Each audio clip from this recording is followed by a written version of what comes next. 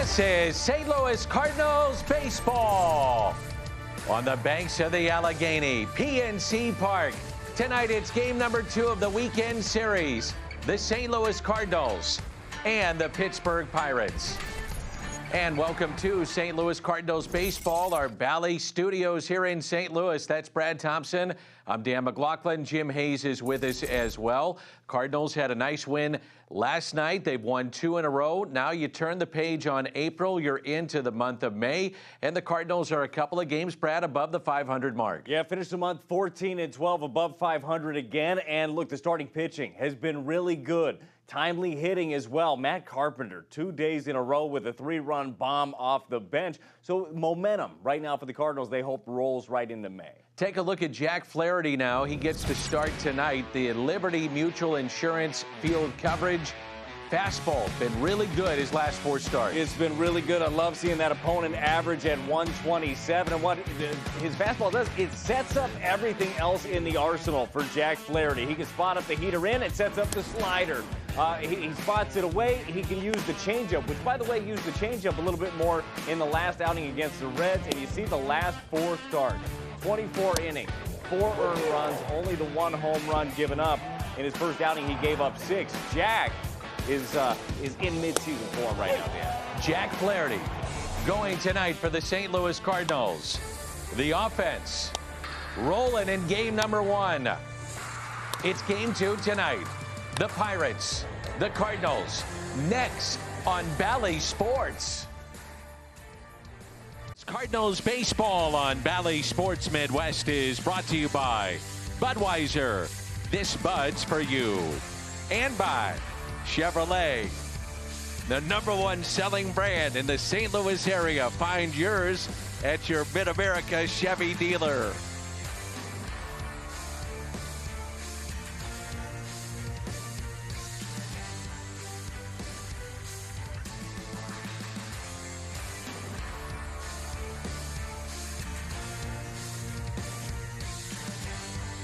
Getting ready here, game 2 against the Pirates. The first one went the Cardinals' way. John Gant picked up his 2nd win of the season.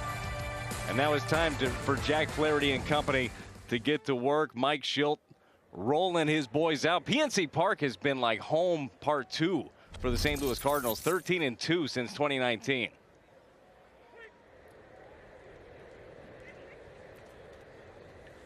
Tommy Edman at the top of the lineup, and he looks at a strike from Trevor Cahill, and we're underway here in game 2 of this weekend series. Tommy, an 11-game hitting streak against the Pirates. 12 hits during the 11 games. Bounced right side, and it's a fair ball inside the first base line. Uh-oh. And it's touched by the ball girl, and that'll be a double for Tommy Edman. It's going to be a double and a stern talking to. You bet. Most likely. This was going to be 2 bases either way. She shouldn't feel too bad. She made a better play than Moran. Got in front of it. Got in front of it is right. It's a nice start here for the Cardinals. So Tommy Edman continues his hitting streak against the Bucks. It's now 12 in a row, and here is Dylan Carlson.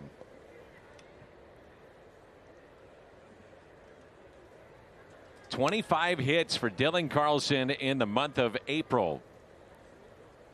So turn the page on the month and say hello to May, and say hello to Trevor Cahill, the right-hander, Brad, of the Pittsburgh Pirates. Yeah, Trevor Cahill has been around for a while. He's not going to overpower you. Sinker, curveball. He's got that knuckle curve, got a changeup as well. But you just got to see him. I mean, he's going to be working at the bottom half of the zone. They want that pitch up, and it's down.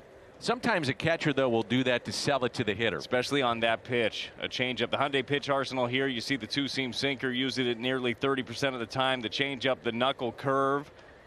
Knuckle curve slows it down. A lot of Cardinal fans probably remember Jason Isringhausen with a really nasty knuckle curve.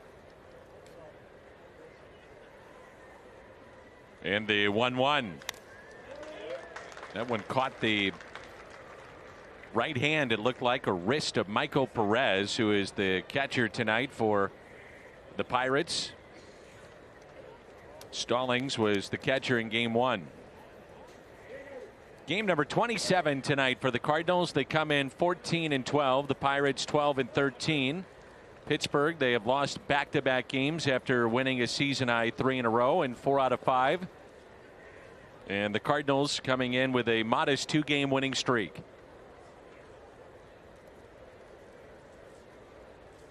Shift on the right side. And a swing and a miss.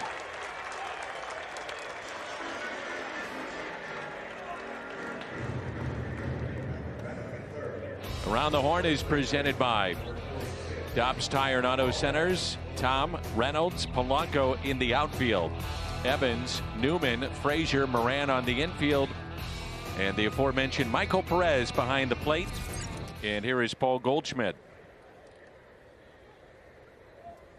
We talked to Mike Schilt before the game, and he was mentioning how Goldschmidt just a little in between right now, and a streaky hitter. And as the weather warms up, historically in his career is when he gets hot.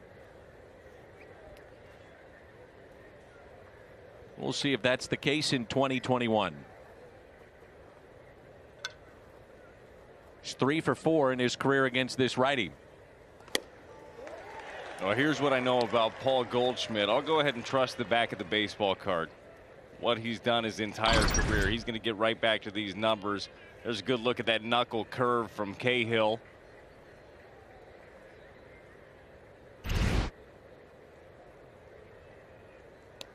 We saw it yesterday.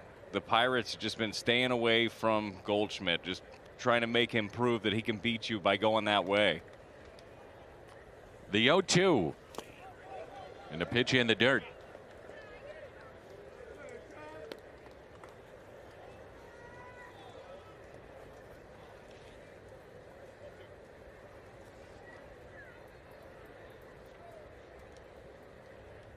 Room on the right side of the infield.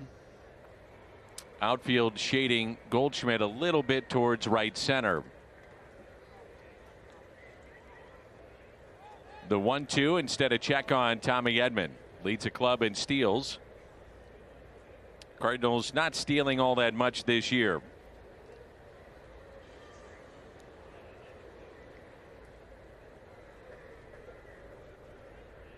Cardinals have 7 stolen bases.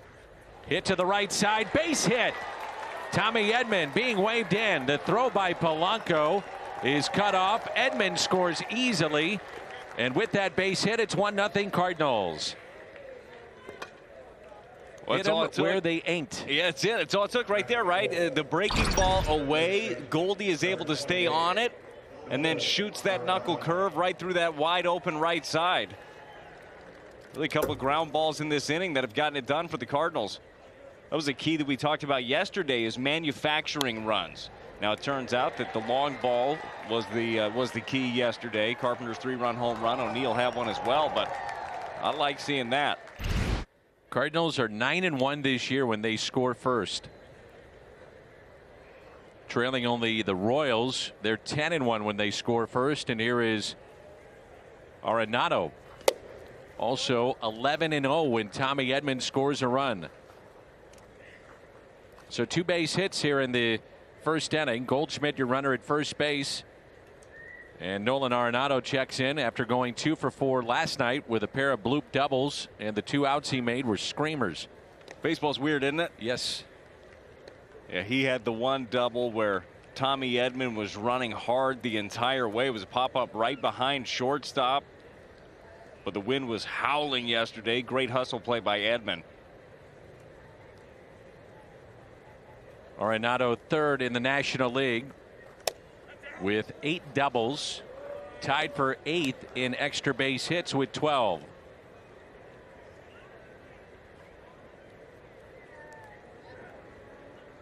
Two and 0 the count, 1 out, runner at first.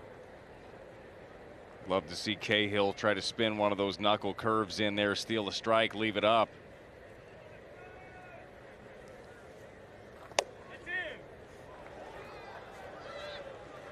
Home plate umpire is Jordan Baker tonight. Pretty good eye right there, Nolan Arenado. He's not going to be offering at that changeup 2-0. just in off the plate.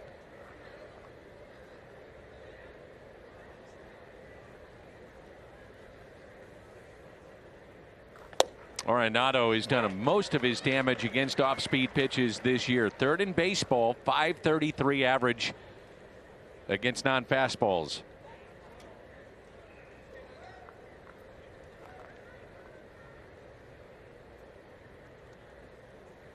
And the 3-1 pitch to the Cardinal third baseman.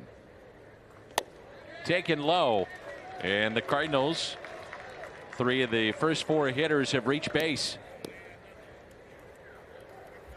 Well, so here comes the key, right? You walk him. He's not trying to walk him, but you're pitching around him in that spot.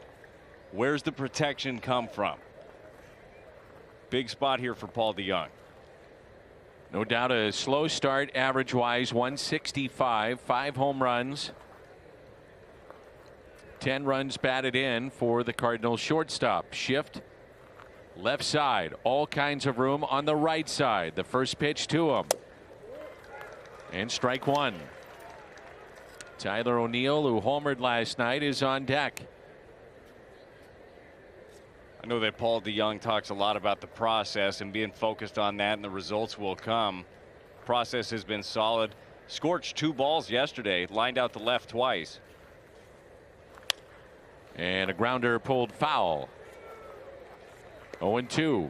He's found himself behind in the count a lot this year, and that's, you know, when things aren't going right, that happens a lot. Yeah, it's tough to hit like that, and then you find yourself caught in between and guessing, and guys in this league are so good. They've got so many different things to put in the back of your head. We know how talented he is, though, and we've seen him just go off on spurts. He's 0 for 2 against Cahill in his career. Pitch in the dirt, kept in front, 1 ball and 2 strikes. So we've seen a lot of pitchers attack Paul DeJong with 2 strikes with the fastball up. Cahill has tried it once this inning, and he hasn't been able to get it up there. If he tries to elevate, this is where the ball ends up getting crushed. Sinker ball guy trying to get the fastball up. We'll see if he tries to go upstairs here. 1-2 pitch. Out of play.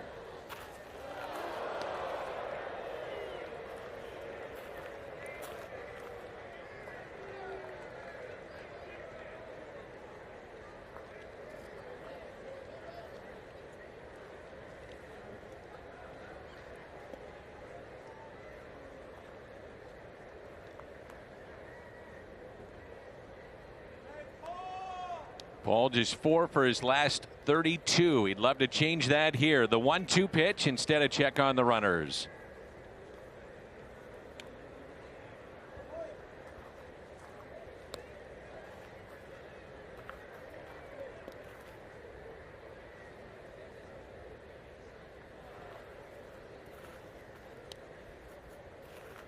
The 1-2.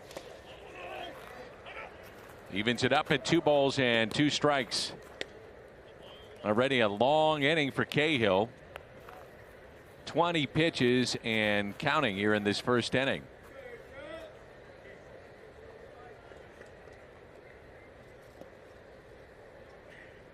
Arenado, the runner at first base. Goldschmidt at second base. The 2-2. And DeJong sends a fly ball out to deep left field. It's at the track. Wall gone! 3-run homer. Paul DeJong. Oh, did he need that one? 4-0 Cardinals here in the first. Home run number 6 for the Cardinals shortstop. Well, how's that for a little protection, right? We were talking about it. Cahill very, very careful to Arenado. DeJong fights in this at bat, fouls a couple off, and then gets himself that hanging curveball. Just stays up enough, and he puts a charge into it. You are right, Dan. He needed that. They needed that. Put a little momentum early into this game. Leaning on the Pirates a little bit. There's Tyler O'Neill.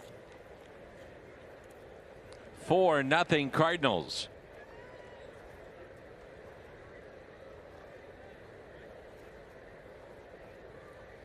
And a smile from Paul DeYoung. That's good to see. Breaking pitch, drops in for a strike.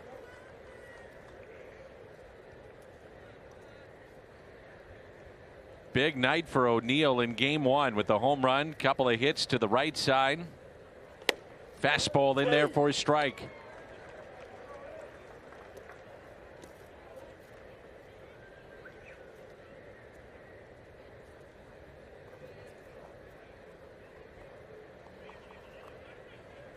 The 1-2.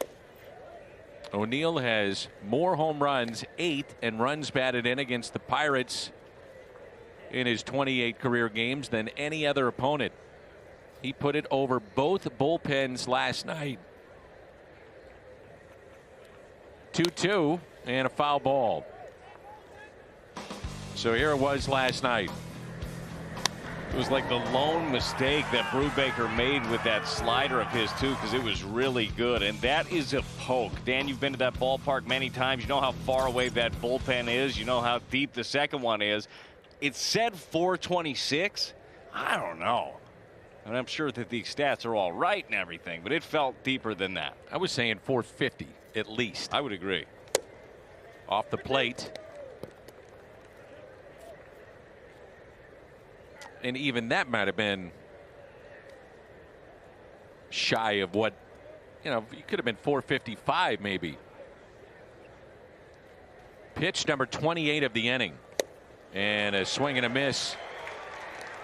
2 strikeouts in the inning.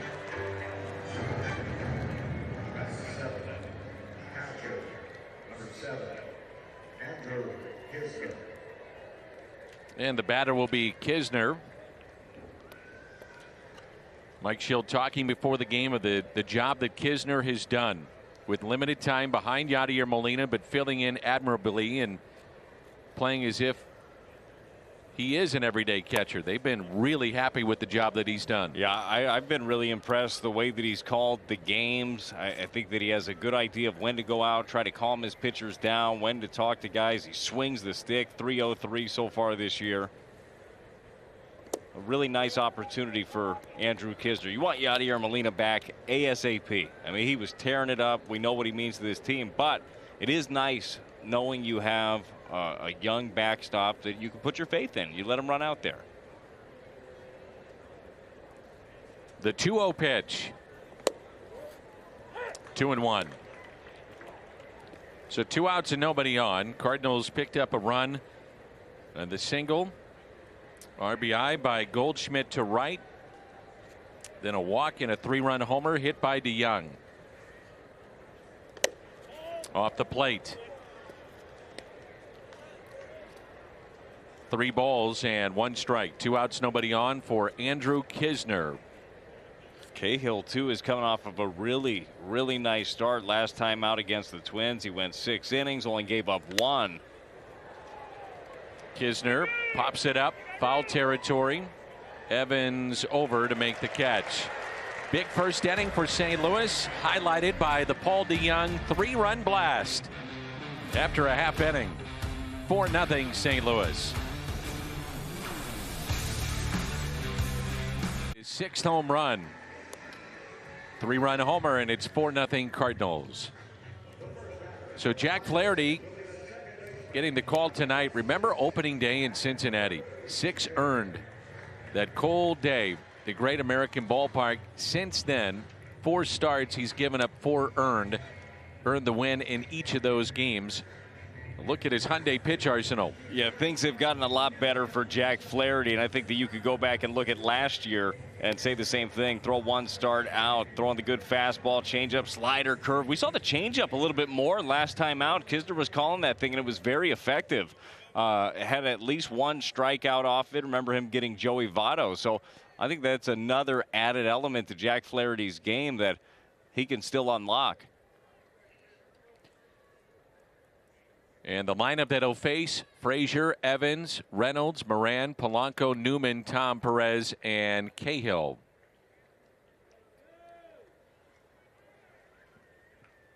Last start was Sunday against Cincinnati.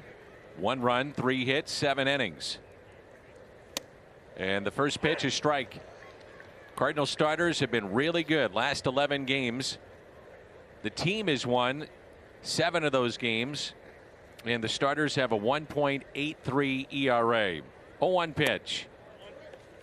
It's amazing what happens, right, when starters go out there and set the tempo, get a little bit deeper into ball games. Bullpen ends up being rested.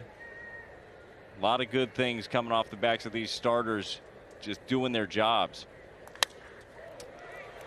On the ground to Tommy Edman, and the first out. Around the Horn is presented by Dobbs Tire and Auto Centers. O'Neill, Bader, and Carlson in the outfield. Arenado, DeYoung, Edman, and Goldschmidt on the infield. And Andrew Kisner, another start behind the plate for the injured Yadier Molina.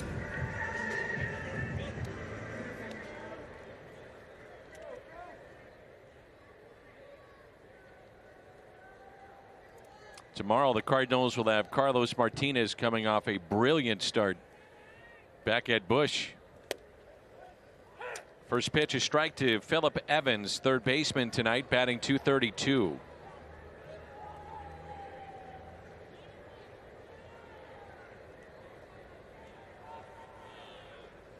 The 0-1 pitch. And he did. Nothing in 2. Talk about everything feeding off a fastball to Jack Flaherty. Since opening day, the average against his fastball is 127, and we know how good the slider can be. That was the slider there, but that fastball can be a real good pitch too. It sets everything else up. That's a good look at it right there. The ability to throw that thing inside, 2 strikes. I love attacking with 2 strikes also. No reason to waste a pitch right there. He's got the fastball. He spots it up on the inner half. You got to love it. And that leads right in to the Toyota key to the game. Attack, attack, attack, attack for Jack Flaherty. For the Cardinals pitching staff overall, 9 walks last night, Dan. That was way too many free passes. The Cardinals were very fortunate. And with all due respect to this Pirates lineup, there's not a guy in the lineup you can't go after. So go get him. Because Jack has the ability to go deeper and deeper into ball games. And I know that he wants to be out there shaking hands in the 9th. He can, but he's got to attack. That's about keeping the pitch count low and staying in the game. Quick outs. Here's Reynolds. And it's just off the plate. 2 balls and no strikes. Center fielder hitting .278, couple of homers. He's driven in 11 this year.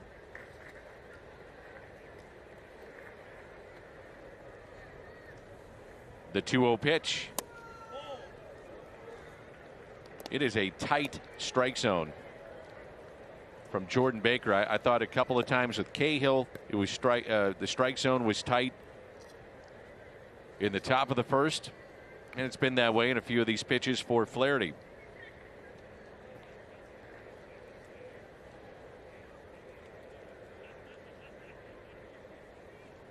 And the 3-0 pitch. Right down central. Boy, Flaherty loves facing the Pirates. 9 starts, 6-1, 1.89 career ERA.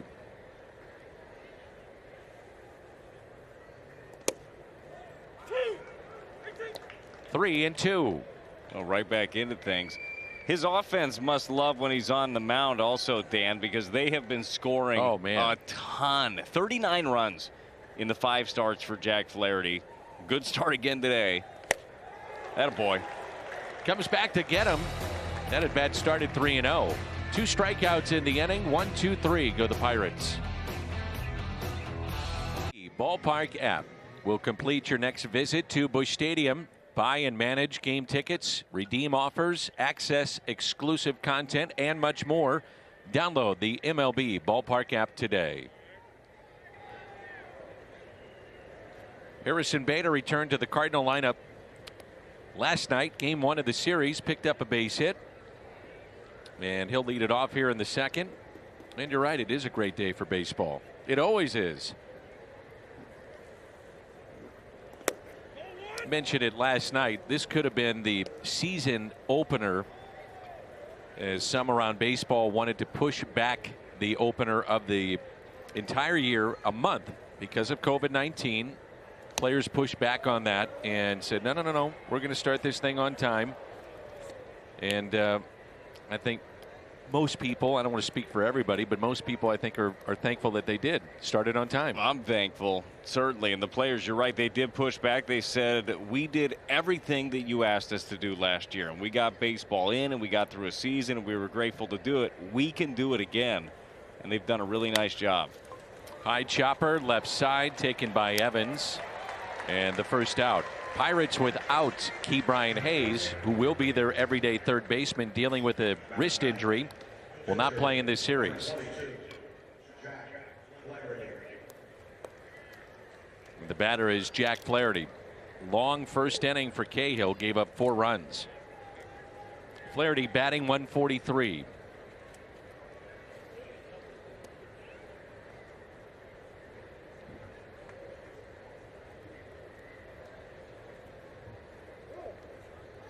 Flaherty 12th among pitchers. He's got 11 hits since the start of the 2019 season. Last year, pitchers did not hit. And back doing so in the National League at least for one more year.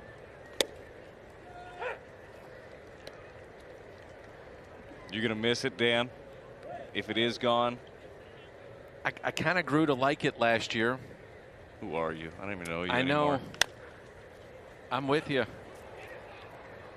I'm not sure. Now I'm kind of liking it back to this again. I don't know. I got to take a stance one way or another. No, you don't. You can go back and forth. I'm a traditionalist. I'll ask you after a pitcher hits a laser. That was bad timing. You're right. What about you? No, I like this. I do. And I was fine with it last year. I told you this many times on and off the air. If you're going to sneak in some rules on me, last year was the year to do it. For sure. You want to put a runner at second base, fine. Do that. You want to have a 3-batter minimum. You just gave us baseball, and I was all right. But I'd like to see it kind of shift back a little bit.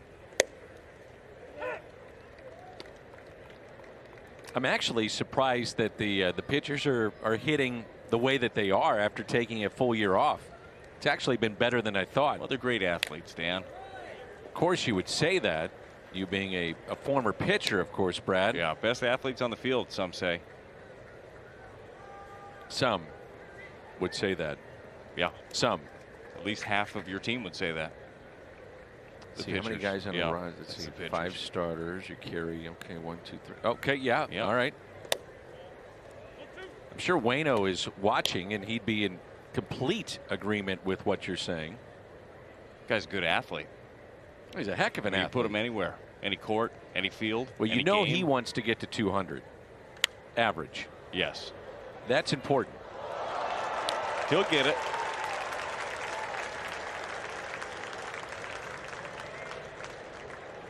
One and 2 on Tommy Edman. He doubled over the bag at first and scored the first run of our ball game back in the first. The 1-2 hit up the middle into the shift. Newman there and just got him. Stubby clap pointing towards the dugout. They'll take a look at it. Boy, Tommy always hustling, as we saw last night too. And last night was a huge hustle play. Get a good look at it right here. Tommy Edmonds trying to leg this thing out, and he's safe. Oh yeah, he's got it. He's safe. Now I will say this, with what I've seen a few times this year through replay, I'm not going to definitively say they're going to overturn this. Isn't that the truth? They should, you know, because he's safe and all. Look at that.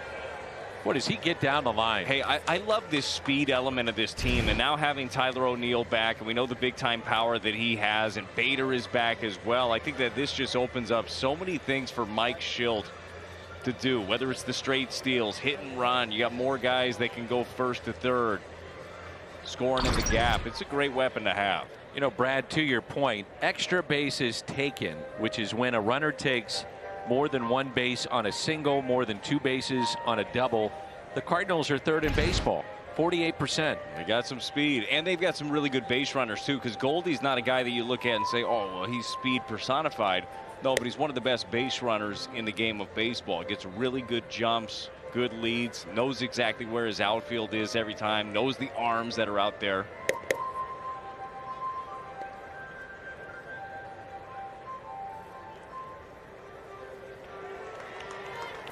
So a 2-out hit because of the speed of Tommy Edman.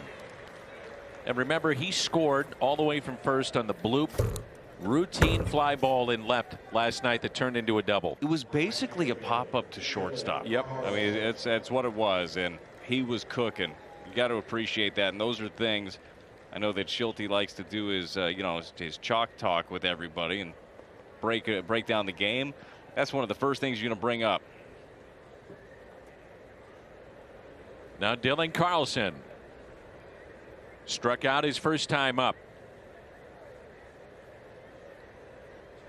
Shift on the right side of the infield.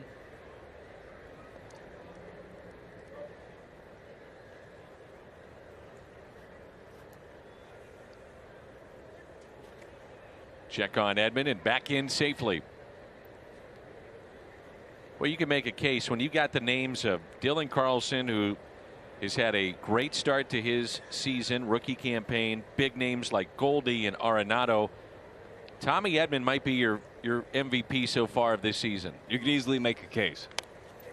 Dropping down a bunt, Cahill off the mound, and Carlson is thrown out.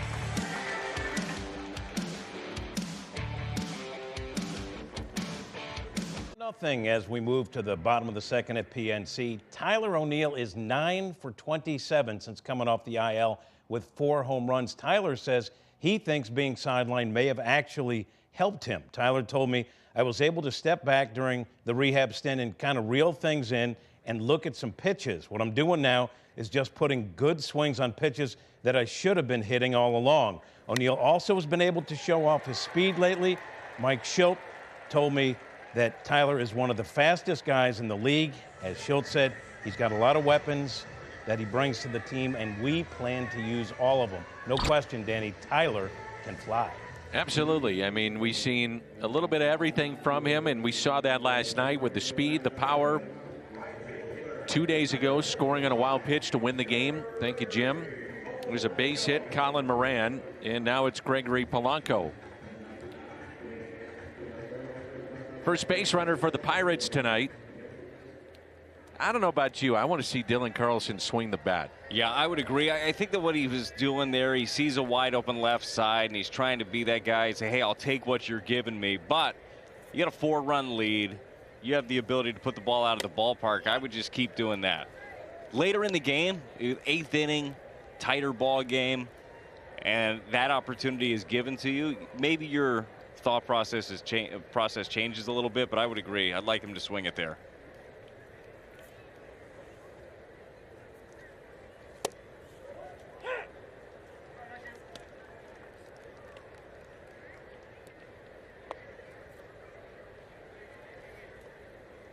One ball and one strike on Gregory Polanco.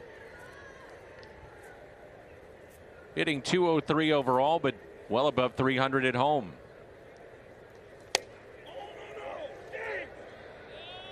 Did not go. I like that sequence there, though. He throws the slider back door and then throws the fastball right behind it. Almost got Polanco, because if he swings at that, that's your double play ball. I know Polanco can move a little bit, but he's not going to be able to elevate that pitch. Arenado well off the line, even with the bag at third. Short lead at first by Moran. Goldschmidt holding. DeYoung near the second base bag. Just low. 3-1.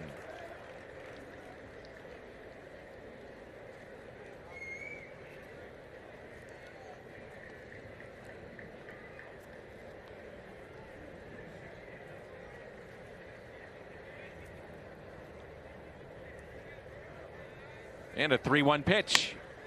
Ripped into right, and that'll be off the wall. Taken there by Carlson. Moran on his way to third, and runners at second and third. Here in the bottom of the second, and nobody out. A rocket off the bat of Gregory Polanco. Yeah, this is a good stroke. He gets a fastball. It's down, but it's middle. And Polanco puts a charge into it. He's kind of got a longer swing, and that goes right into it.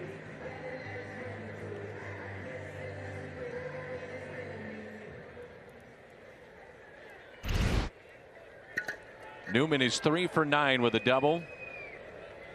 RBI, 4 strikeouts against Jack Flaherty in his career. Has hit safely in 5 straight after going 3 for his last 25. And a slider taken low.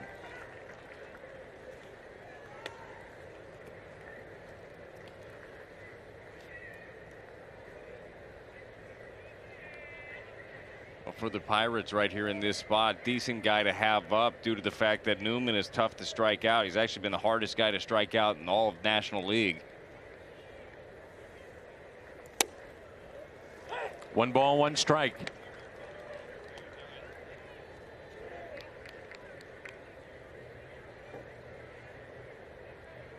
Cardinals, the infield is back. Outfield not very deep.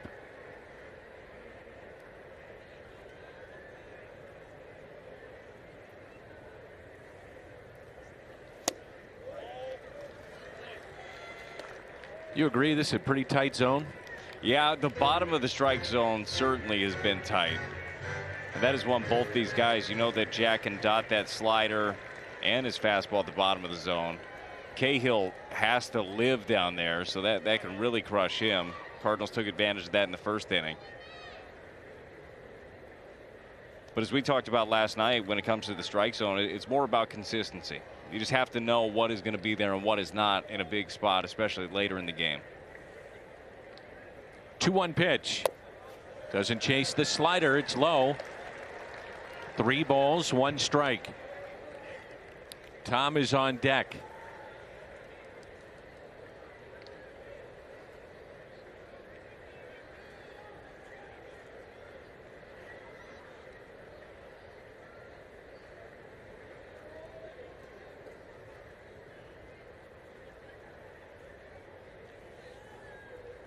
Three-1. Kept in front. Nicely done by Kisner. Bases loaded and nobody out. First walk by Flaherty.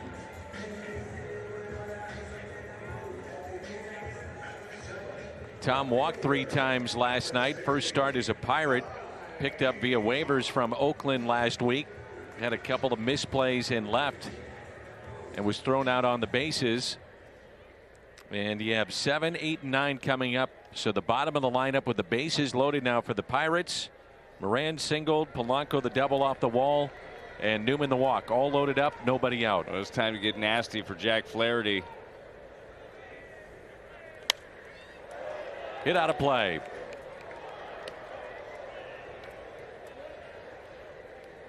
Tom in 2019 had 28 extra base hits, hit 298 at AAA.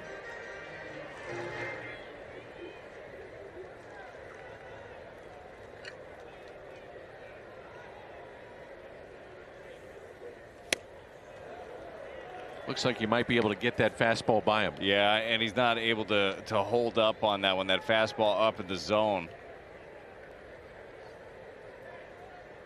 And you're right. It was quite the adventure. Oh boy, for Kai Tom yesterday.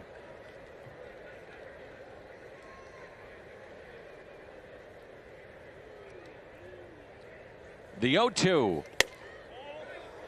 Taken high. 1 ball and 2 strikes. Yeah, bases loaded. And you've got Jack a little pumped up. 95, 96, 95. He's got that in the tank when he needs it. Next from the Cardinal right-hander is fouled away. You know what I like about it too? You never want to be in a situation where your base is loaded, nobody out obviously. But the fact that he has that little more to go back and get, and he stays under control. All the mechanics, the body, everything is still there. You see a lot of guys that try to do more and then everything falls out of place. Jack's in a really good spot mechanically right now. The 1-2 pitch, slider. Down and in. Evens it up. 2 balls, 2 strikes. I'm not sure how Tom was able to lay off of that, honestly. A good take.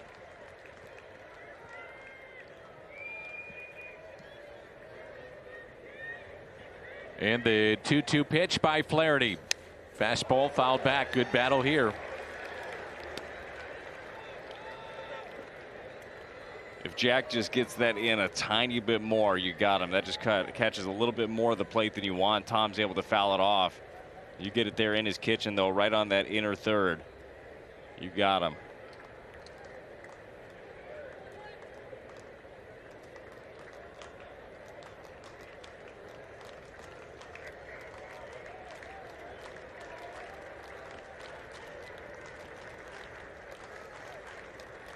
Two.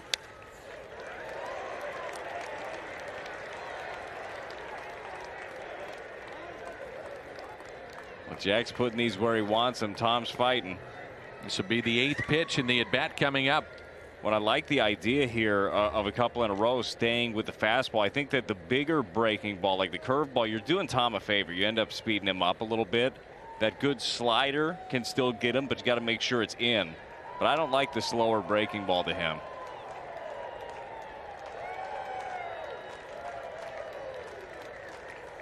Two again. Hit the other way. Catch made by O'Neill. Throw to the plate. Oh, and Kisner could not hold on. A run scores, and that makes it a 4-1 St. Louis lead as Moran scores.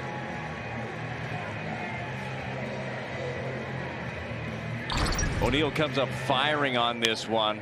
Tom smokes this ball to left field. Little slider away. Throw is there in plenty of time. Just kind of catches Kisner there in between. I think it might have hit the cut of the grass and maybe skipped on him a little bit more than expected. Nice strong throw. That's just that in-between hop. That's the hard one as an outfielder. You want to be able to give your catcher a nice long hop so he can put the tag down.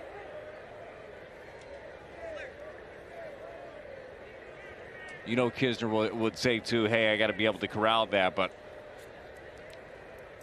And the runners stay put at first and second. Runner from third scores, and it's Michael Perez hitting a .190 with 1 home run. He's driven in 3. And the Pirates get on the board. Pitcher Trevor Cahill is on deck.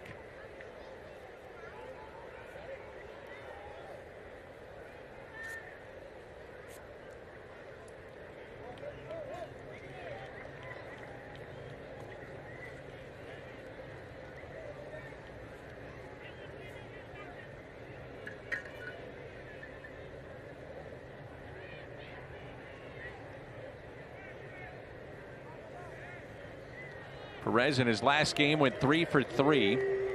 That was against Minnesota. He's the backup to Stallings.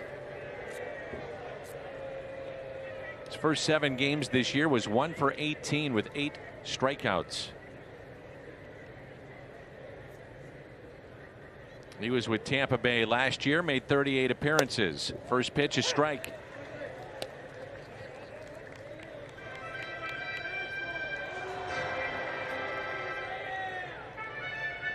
In that game against Minnesota, he was a triple shy of the cycle.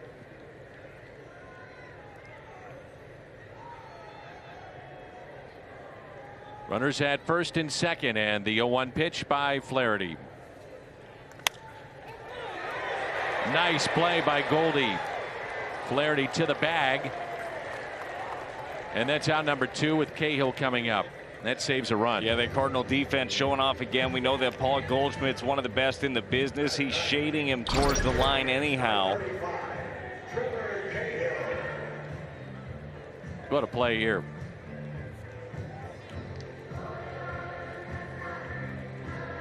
That's just good instincts there, too. You see him kind of get tripped up a little bit, too, and then be able to stick with it. Jack does a good job of getting over there, covering the bag.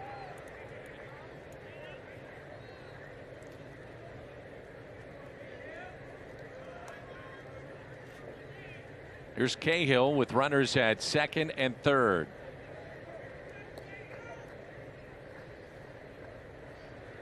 Two outs, 2 on. Cahill looking for his first hit this year.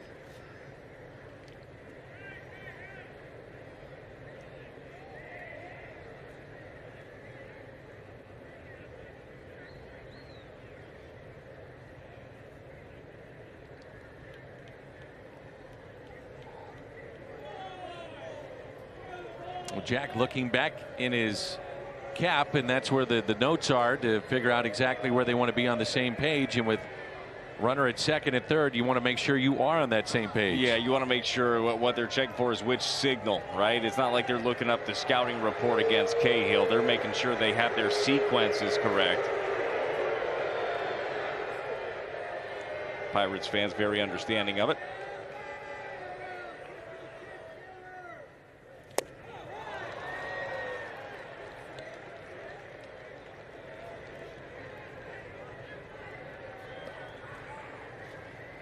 Cardinals in the third inning will have Goldschmidt, Arenado, and DeYoung.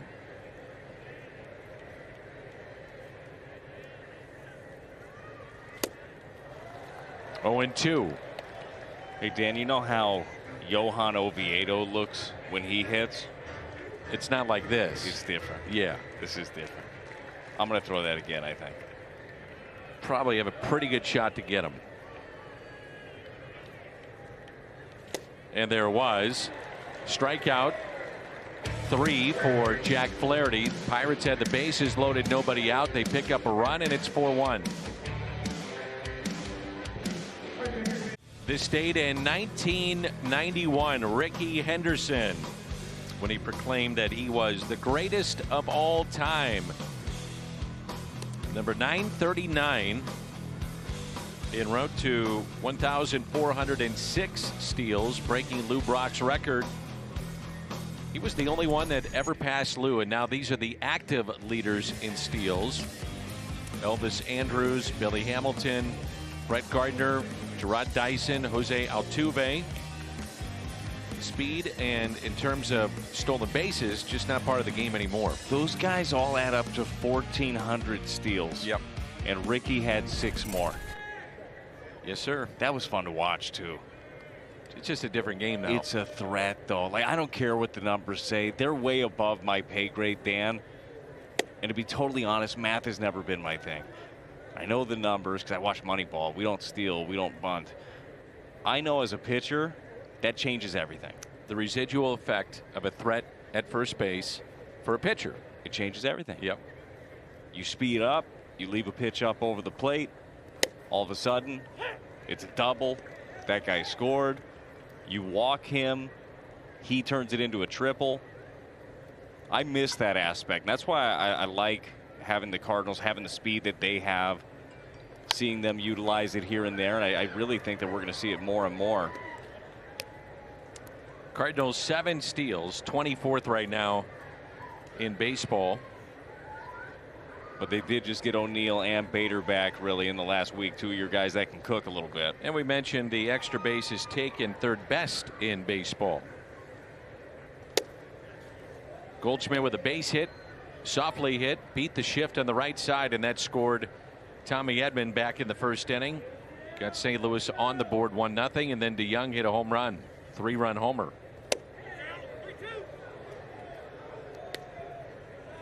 Cahill snaps at the baseball, and it's a full count on Paul Goldschmidt.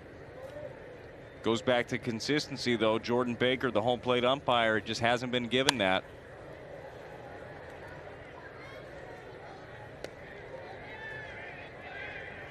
The ball girl wanted no part of that. I don't blame her. So forget it. After the first one that I thought was foul, yeah, I'm not touching anything.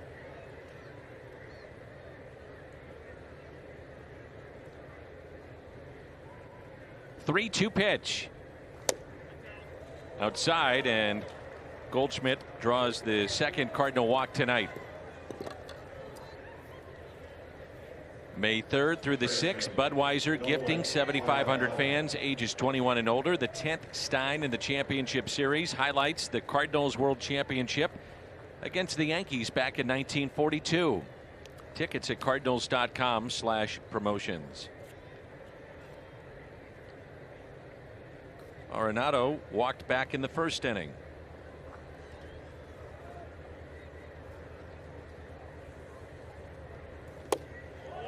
There's a knuckle curve taken outside. Ball 1.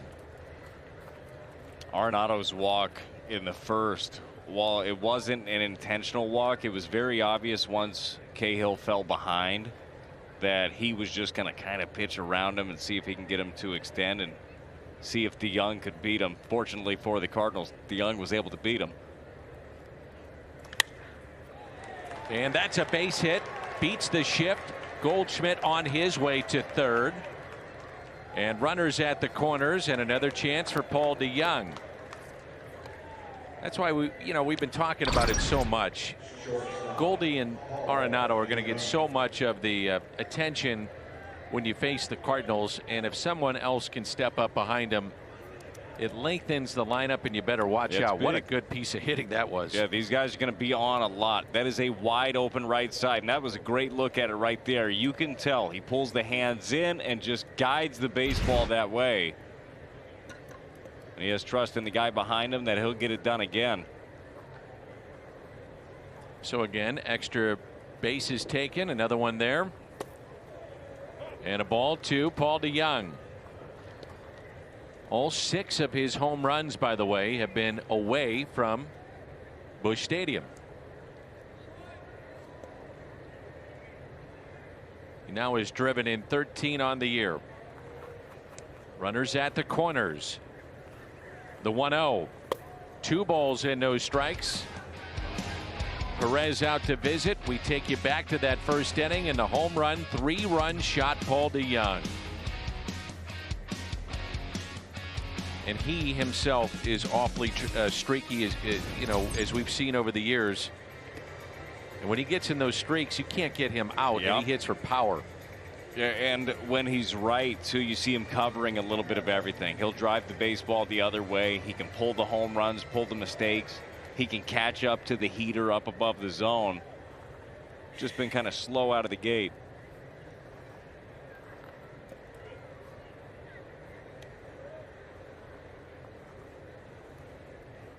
Shift on the left side. And the 2-0 is lined into the glove of Phillip Evans.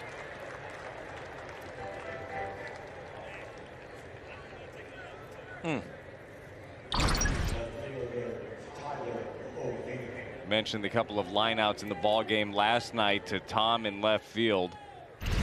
Another one hit there on the barrel. Seeing some things trending in the right direction for Paul DeYoung, it looks like. For sure.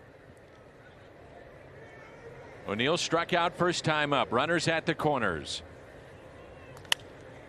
And that finds a hole. Base hit into left. Goldschmidt will score to make it 5-1, and the Cardinals will enjoy their 4-run lead back.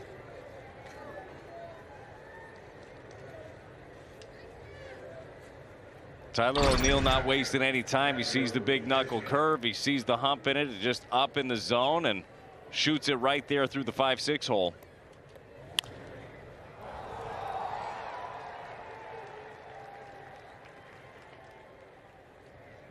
I like being aggressive in that spot. You got ducks on the pond. You get a strike, go for it. And the infield was in as well with the shift. So runners at first and second now for the Cardinals. Andrew Knizner popped out to the third baseman Evans, first time up, 0 for 1. Pitch count at 58, and no activity in the bullpen for the Pirates.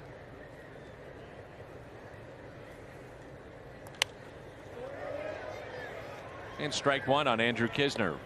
One of the reasons you pick up a veteran like Cahill if you're the Pirates is to get innings and to extend them. You got to be able to protect the younger staff. So they're going to ride him out there as long as they possibly can.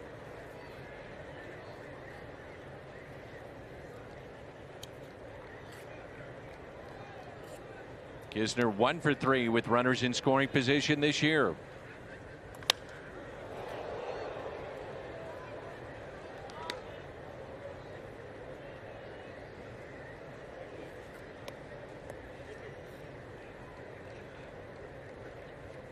Nothing in 2 the count.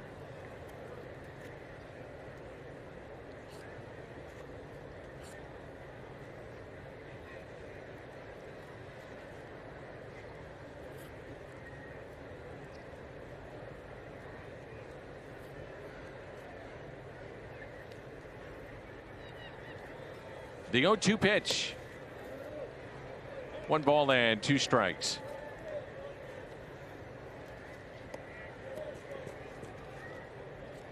Cardinals have out hit the Pirates 6-2 in this ball game.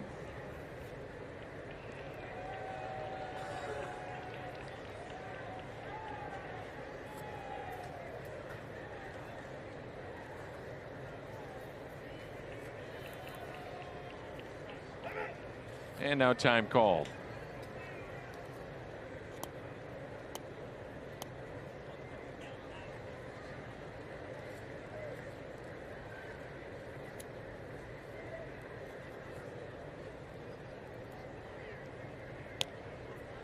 And Cahill steps off.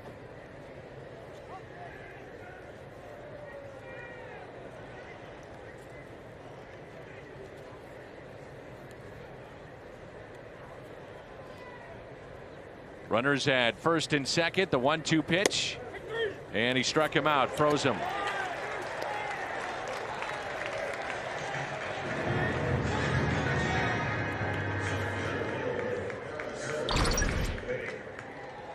Well, just the good bender. The knuckle curve right there from Cahill catches Kisner looking. So chance now for Harrison Bader. 0 for 1 tonight, grounded out to third. 2 outs and runners at first and second.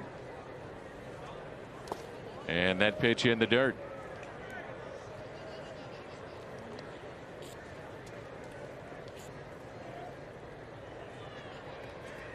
Last night at PNC, there's about 5,000 people there. They were anticipating right around there tonight. Along with Brad Thompson, I'm Dan McLaughlin, our Bally Sports Midwest crew based here in St. Louis. And wherever you may be, we hope you're enjoying Cardinals baseball. Off the plate, 2 balls and no strikes. Flaherty on deck.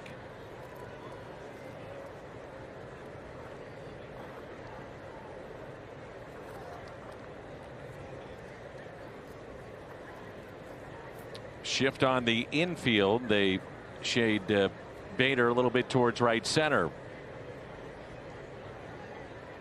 2-0 the count.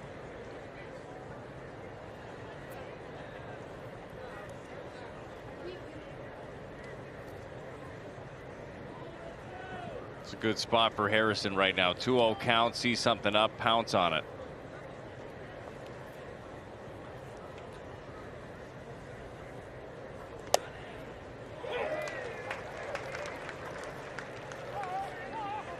That one really hasn't been a strike most of the day.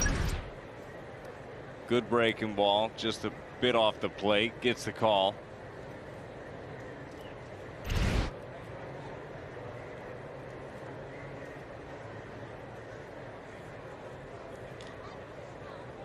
The 2-1 pitch.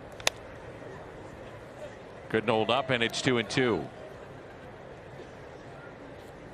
That changeup of Cahill looks just like the fastball. That's what Harrison thought he was getting away and just couldn't, as you mentioned, couldn't pull that bat back. Pirates will have the top of their lineup coming up. Frazier, Evans, and Reynolds. Looking ahead to the bottom of the third. Cardinals got 4 runs in the first, have tacked on another here in this third inning.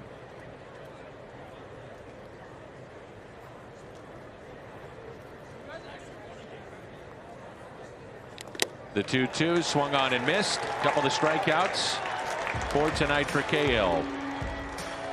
It's 5-1 midway through 3.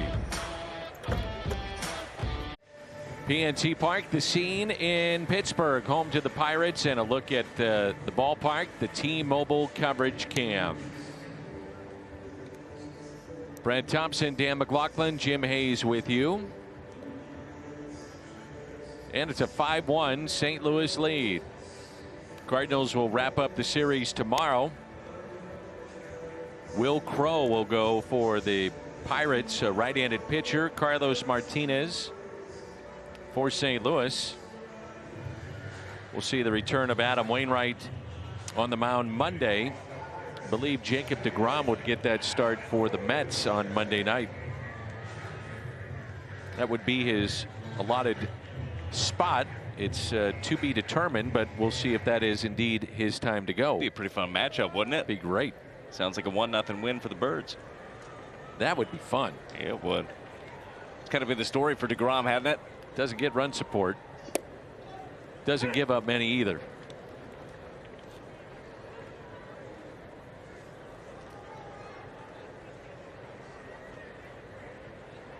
So the top of the lineup here for the Pirates. Frazier lifts a high fly ball out to deep right field. Carlson back and with room to make the catch. And the first out here in the third inning.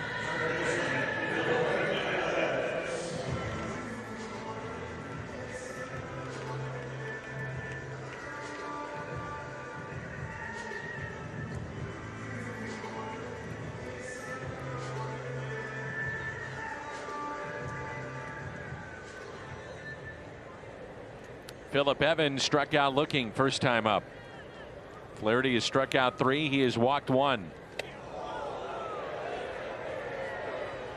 Remember, it was Flaherty that hit Jonathan India on the helmet on Sunday. This is a breaking ball that got away. That was a fastball with India. It just slipped out of his hands. Luckily, Evans be able to tuck that head. Tuck the bat as well so you don't get a strike on the ball behind your head. 1 ball and 1 strike.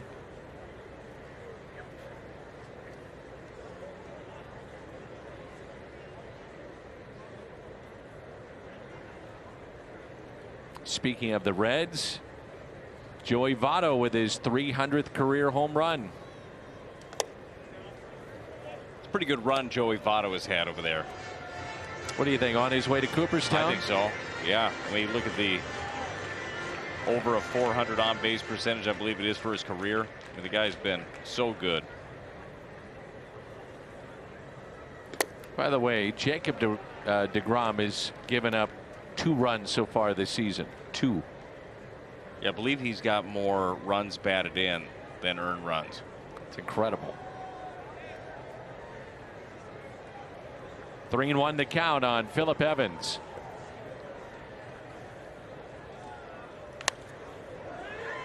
Three and 2. A key early moment in this game. Bases loaded. Nobody out. Flaherty only allowed 1 run. That's big. It is really big. In that 1 run, honestly, I mean, he was almost gunned down at the plate. It's about bearing down in big spots. There was that calmness as we were talking about the Jack in that situation. Who doesn't get the call? Walk number 2 for Flaherty.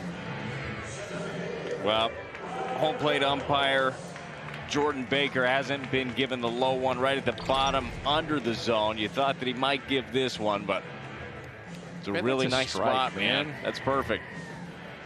If you're Jack, throw that pitch again. Nobody's going to be able to hurt it.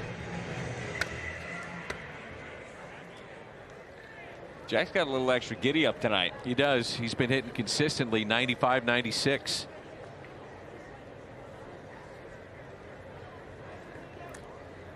There's Brian Reynolds, struck out his first time up.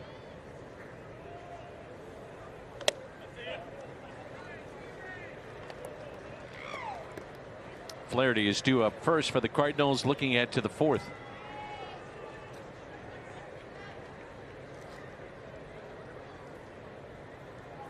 Right now, Jacob DeGrom, .51 ERA, 59 strikeouts in 35 innings. Just past the diving Tommy Edman and into right. Runners at the corners now.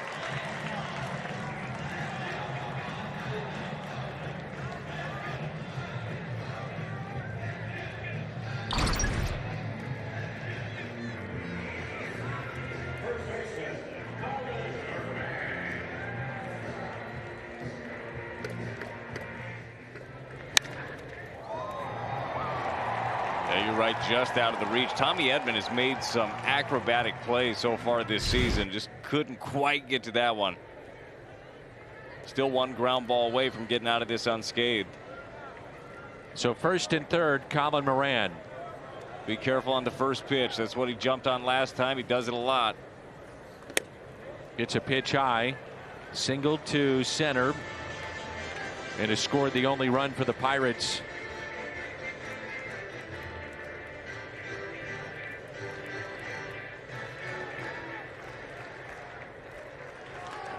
Hitting .348 with runners in scoring position.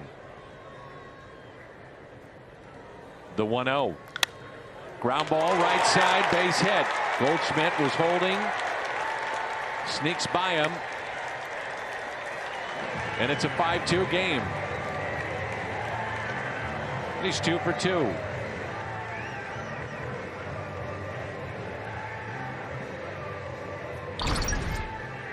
Well, the free pass ends up coming in to score. Slider down and in, not hit incredibly hard, but hitting a really good spot by Colin Moran.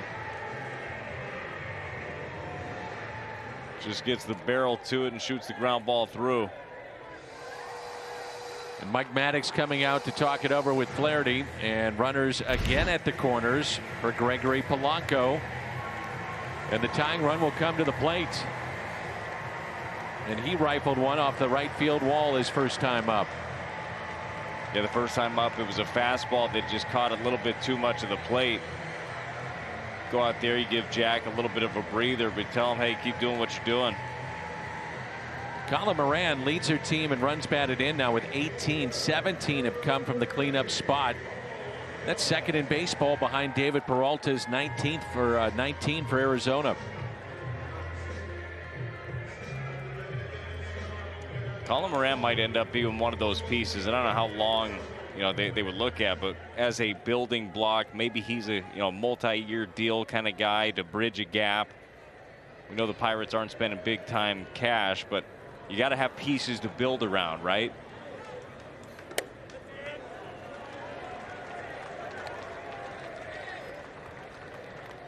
I'll say this, you're right about the velocity. It's been good tonight by Flaherty. Yeah, it has, and overall I think he's done a really good job of just corralling it.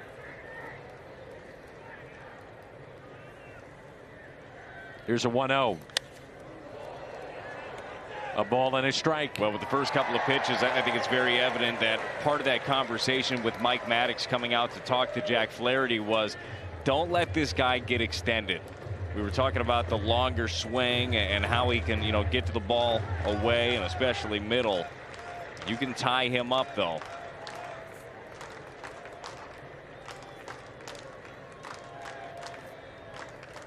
Kisner setting up in. 1-2 the count. Yeah, right now, if you're doing anything away from him, it's off the plate and it's down.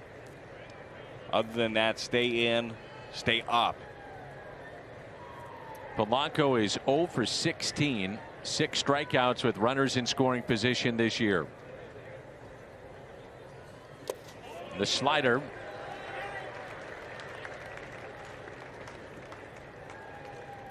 Two and two. Pitch count at 52 for Jack Flaherty. Yeah, that pitch count has certainly jumped for Jack. It was a really efficient first inning. 12 pitches, 8 strikes, 1, 2, 3, 2 punch outs. Second inning, the pitch count got up, and they're making him work a little bit here.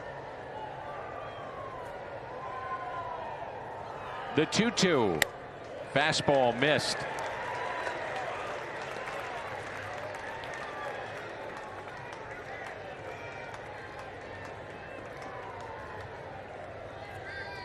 The second inning, and this inning, it's been high leverage here for Flaherty. He enjoyed a 1-2-3 first in dealing with base runners since. When you look at the couple of hits that have been here in this inning, it was Reynolds with a ground ball up the middle. It was Moran with a ground ball through the right side. It's not like he's getting hit all over the ballpark. The one that you absolutely want back is that leadoff walk, which, by the way, was a strike. A really good pitch. 3-2 pitch. Polanco fights it off the glove of Arenado and into shallow left. And a run will score as Nolan almost came up with it.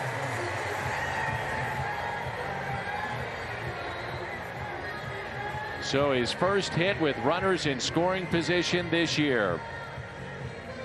Well, and the maddening thing about this for Jack Flaherty is He made his pitch, and he got the result that he wanted. You jam him right here, a soft little liner, and it just ends up nipping off the glove. Jack does a good job of getting himself into position right here. But this shatters his bat. You see the piece of wood still in his sleeve.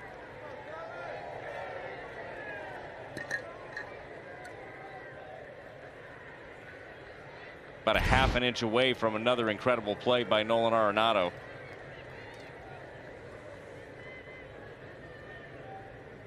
Runners at first and second.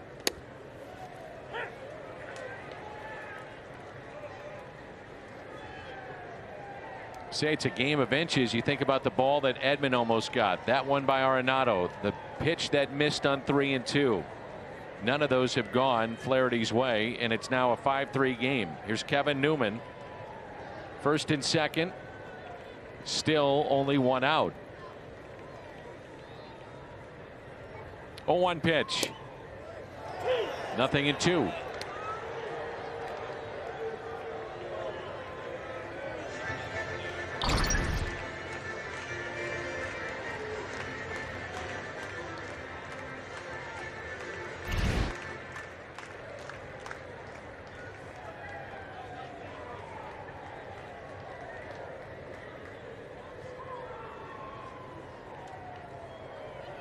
The 0-2 by Jack Flaherty. Fastball in. Newman is yet to ground into a double play so far this season.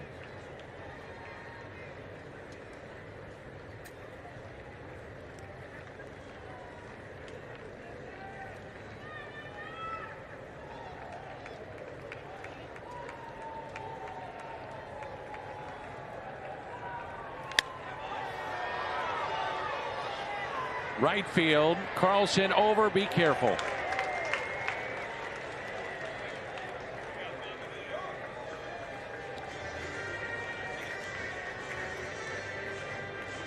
Good job by Dillon to pull up. A little bit different look with the netting all the way down. We've seen countless players flip over that rail over there. It's a just thigh high. You hit that thing and fly over. That's dangerous. Remember Dexter Fowler did that a couple years ago.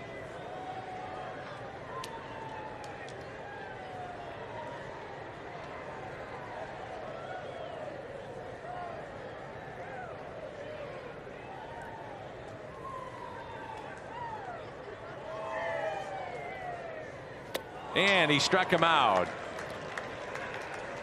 Number 4 tonight for Jack Flaherty.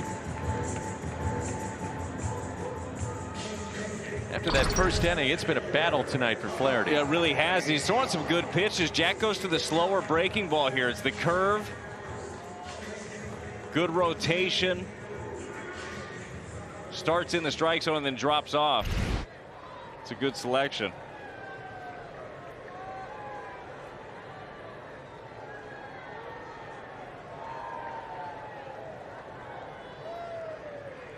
Here's a left fielder, Tom.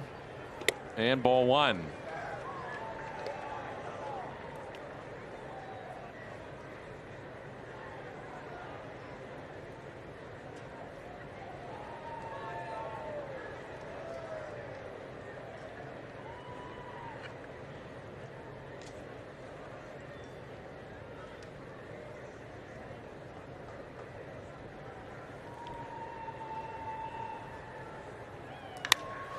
Smokes one to center. Well hit. And back to make the play is Harrison Bader. 5-3 after 3. Coming up May 18th and 19th, Cardinals will take on these Pirates, and each day 10,000 fans entering with a ticket receive a Cardinals visor. Get your tickets at cardinals.com/promotions. The Clemente Bridge, sun setting in the east. Jack Flaherty, Tommy Edman, and Dylan Carlson.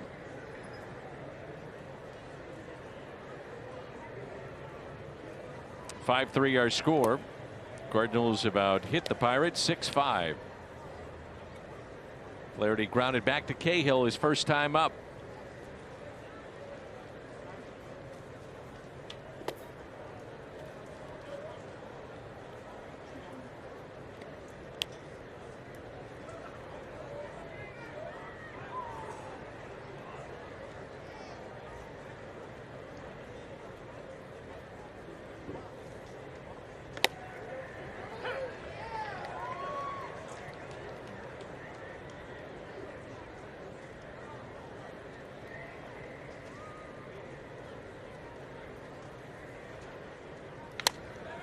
Little chopper hit to the right side, backhanded, off balance throw, and got him.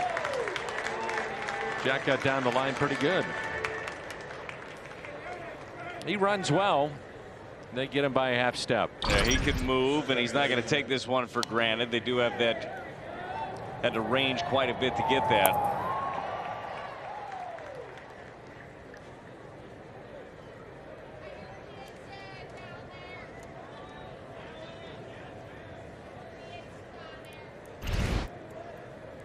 And Tommy Edman 2 for 2. Double over the first base bag. Run scored in the first. And an infield hit. And almost his third hit. Quickly they release it that time to get him. Hustling all the way. He's 2 for 3.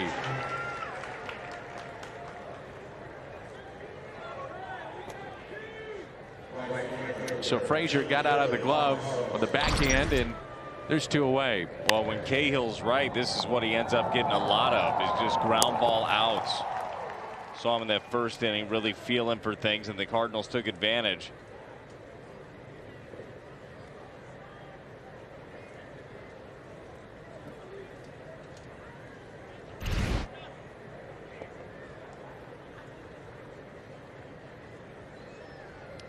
Dylan Carlson is 0 for 2, and the first pitch taken high.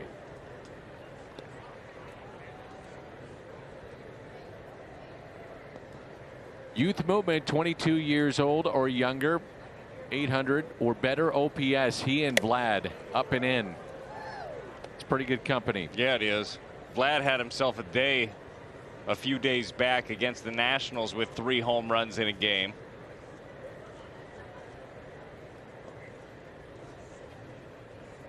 This is a talented young man. We're going to have the opportunity to see him for a long time, I hope.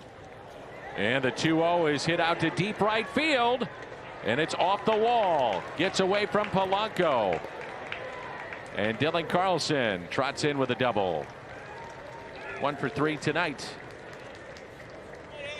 That was almost a one-arm swing. He was out in front of that pitch.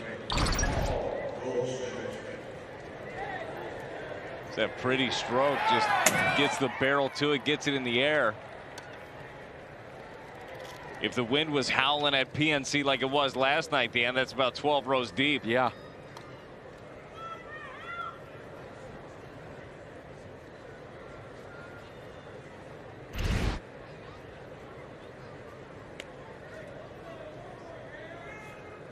Goldschmidt, 2 runs scored tonight. RBI single to right in the first as he beat the shift with a very soft ground ball hit to the right side.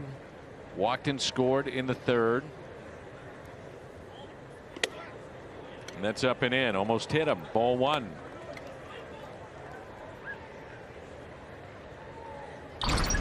Talked about it a lot. They've been pitching him away, away, away. That one up and in.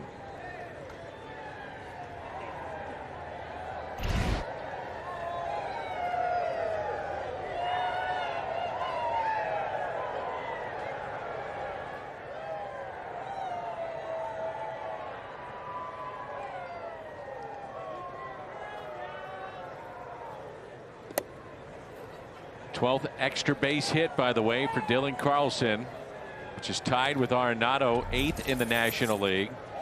This Archaea player profile on Paul Goldschmidt. Career by month, and as we mentioned, as it gets warmer, he gets better. You get him heating up, watch out. No doubt.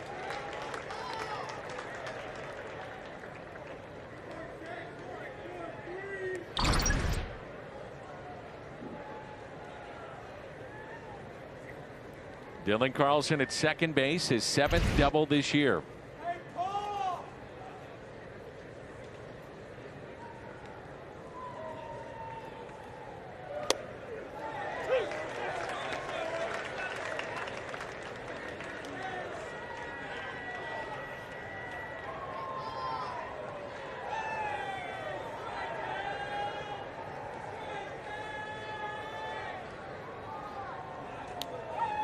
Two and two the count.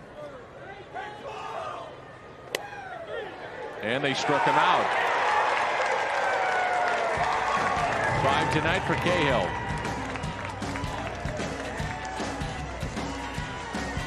We're at the bottom of the 4th, and it's 5-3 in favor of the Cardinals. Take a look at our All-State good hands, and the play made here by Paul Goldschmidt with Perez at the plate back in the 2nd, and the runner at 1st and 2nd. Took 1 run away, maybe 2. All-State good hands from Paul Goldschmidt. Perez here, then Cahill and Frazier. Well, if you're a pitcher on this staff, you just have to feel so confident. Let me fill up the strike zone. Go ahead and hit it. Hit it at one of these guys, because the play's going to get made. And that's a ball. 5 hits for the Pirates, 7 for the Cardinals, and a 5-3 St. Louis lead. Hit the other way, out to Tyler O'Neill in left. And there's 1 away.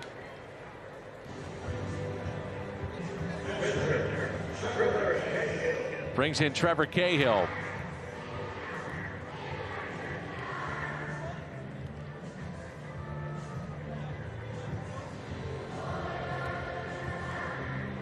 We talk about this a lot with all pitchers, but Jack Flaherty has mentioned it quite a bit here recently. Just commanding counts, and that being the difference. Jack so far in this game, 8 for 17 first pitch strikes. You'd like to see him fill up the zone a little bit more early on. We were talking about getting him deeper and deeper into ball games.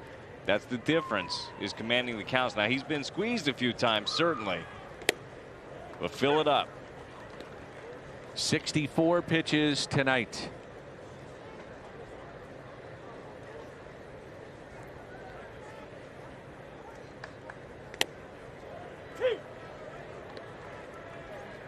Adam Frazier on deck, 0-2 the count here. Cahill said, "You threw me 3 sliders last time. What are those things?" There's your slider. Strikeout number 5 for Jack Flaherty. Registration is now open for the Cardinals virtual 5K. It's presented by Bally Sports Midwest. This year we'll celebrate Lou Brock, his legacy both on and off the field. Pick when and where you participate. Receive a premium pullover finisher medallion. Proceeds benefit Girls on the Run St. Louis. Cardinals Care Redbird Rookies. Register at cardinals.com/5K. I think I'm going to register between innings. Are you? I am. Register for me too. I'll run with you. All right. I think we need to do that. Yeah, put it on your credit card. I will be more than happy to do that for you, Bradley. I do need some cardio too. Cardinals.com/5K. Got it. There it is. Popped right up. Ooh, I like the medallion too. It's got Lou's signature on it with the 20. Fly ball to Tyler O'Neill and a 1-2-3 for Flaherty. About the run, course information, race results, the packets. You got it all over there. Now. There it is. Done.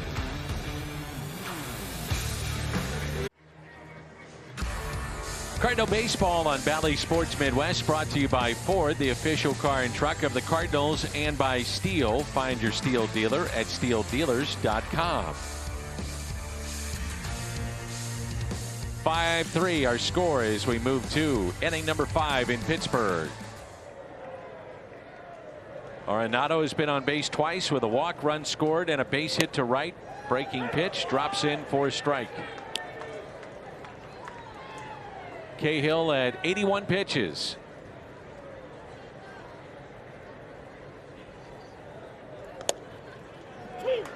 Nothing in 2. Arenado, DeYoung, O'Neill for the Redbirds.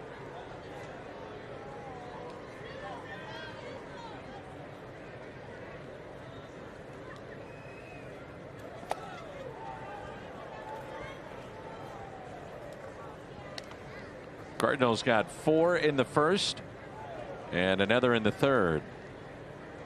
Paul DeJong with a 3-run homer tonight.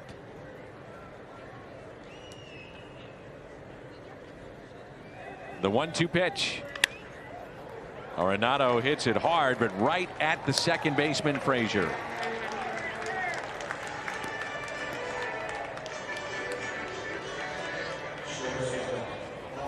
DeJong with a home run to left field. And also lined out to third with runners at first and third.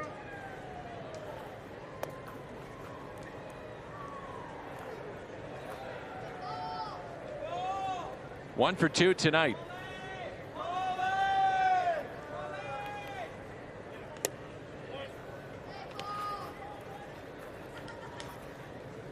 This lineup feels a lot different if Paul DeJong is swinging it. Tyler O'Neill, it's been great to see him back. We've seen the power.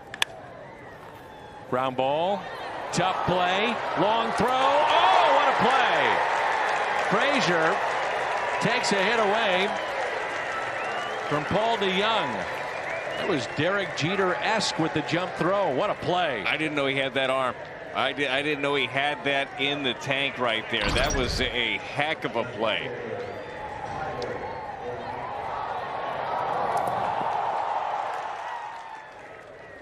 Go ahead and practice that one in the backyard.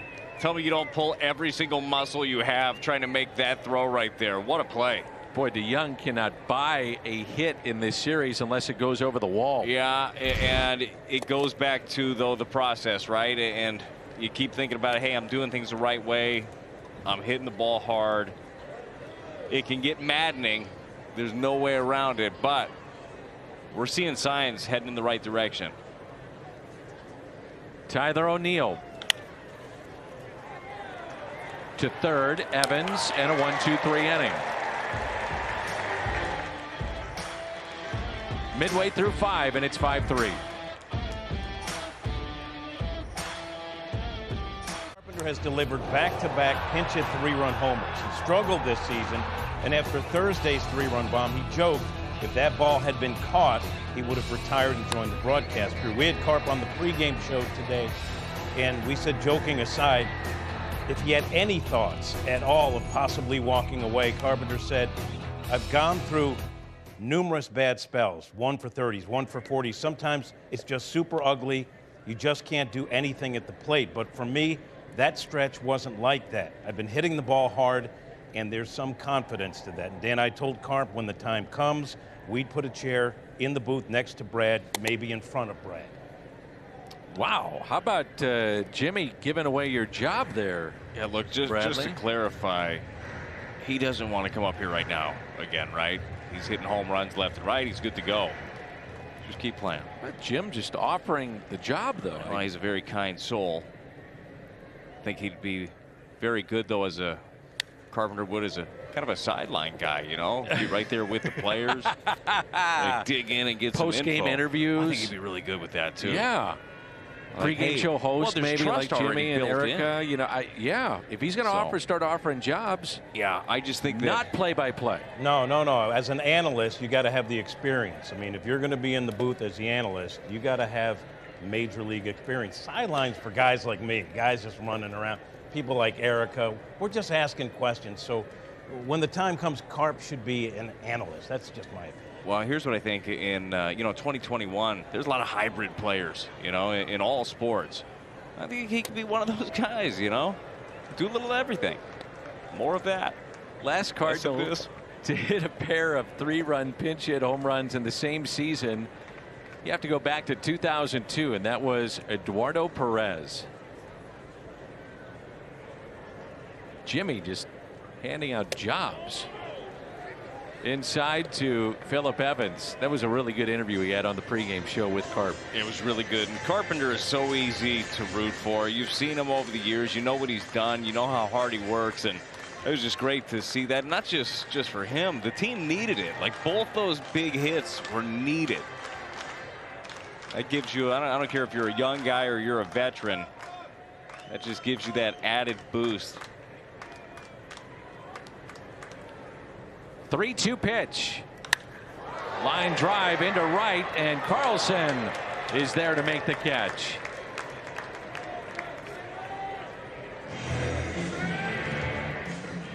Osher Group in style in a Cardinals Diamond Suite. Accommodating groups of 10 or more, the Diamond Suite's located between first and third base. They include a buffet and a full-service bar. Perfect for celebrating a special occasion, entertaining your clients. Details, visit cardinals.com/suites.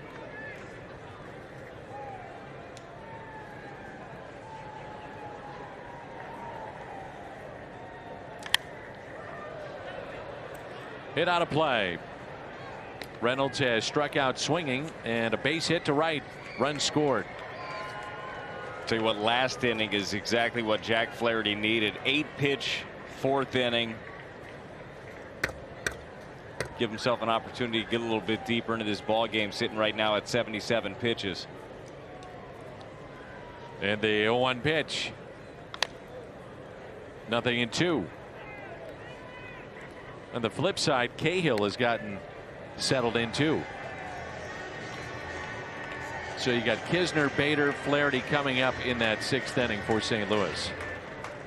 Pitch count at 78 right now for Flaherty.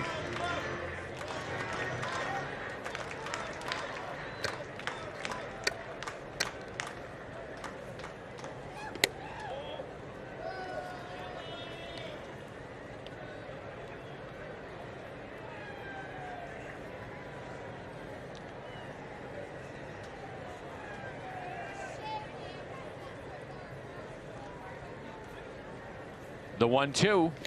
Got him. Held on to by Kisner. Strikeout number 6. Reynolds pleading his case, saying that that hit the dirt before the glove. Yeah, definitely didn't. Good curveball right there by Jack. See if he can get himself another 1-2-3 inning here.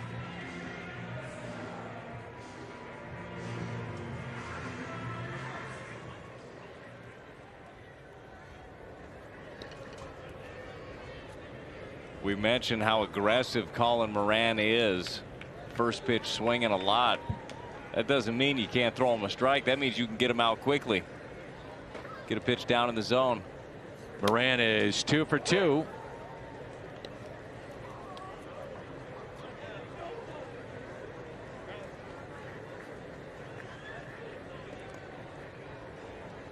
Single to center, scored a run, base hit with runners at first and third, RBI in the 3rd. And the 0-1 pitch. Slider taken low. 1 ball, 1 strike.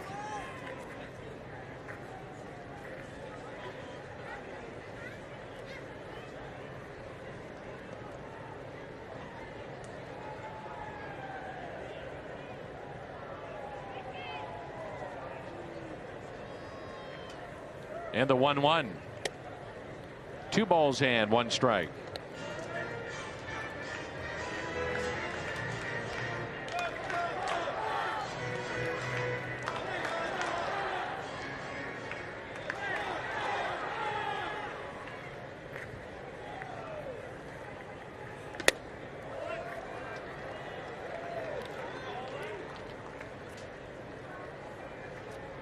Saw the breaking ball before that pitch kind of pop out of Jack's hand a little bit early. That fastball, he just gets under. Time to make a quick adjustment, get the hand up, get the ball down in the zone. What do you think? At 85 pitches, he's due up 3rd. Would this be it for him? I think that in a season where you're trying to be more careful, very well could be it for him. By the way, nice job of receiving this pitch by Andrew Kisner. Pulls that right back into the strike zone. And it's not about the pitches too. It's about, you know, the amount of high leverage pitches too. It's been a lot. Yep. It has been a lot. You know that if he gets through this quickly, you know he's going to have more to give, but it's about the next start and it's about getting through an entire season. So wouldn't be surprising. And Cardinals were able to stay away from some of their higher leverage guys yesterday in the ball game. So you got some arms down there. And a swing and a miss. 97 from Jack Flaherty on that pitch. So 2 strikeouts and 7 in the game.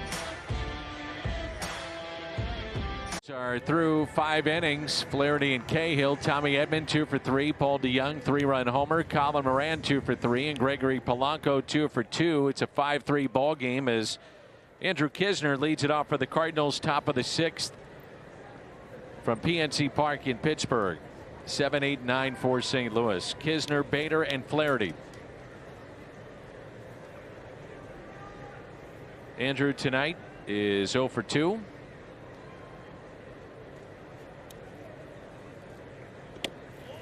And that pitch taken high.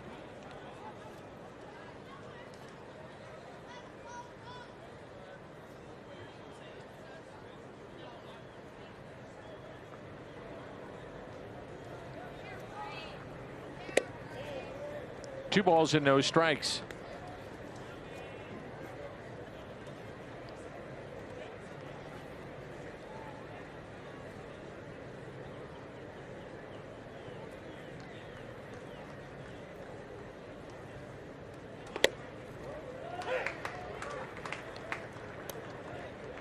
Looked like last inning Cahill settled in a little bit, almost like you wore him down, and then he let the movement start working. Got 3 ground ball outs. Now a couple of them, Arenado's was scorched. The play on DeYoung was incredible, but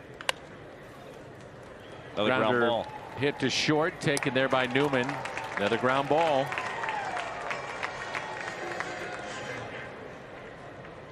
May 21st through the 23rd, Cubs are in town to take on the Cardinals each day, turning this rivalry series. 10,000 fans entering with a ticket. Take home an adult replica embroidered jersey courtesy of Scott Credit Union. Red jersey similar to the one worn by the team in spring training. Tickets at cardinals.com/promotions.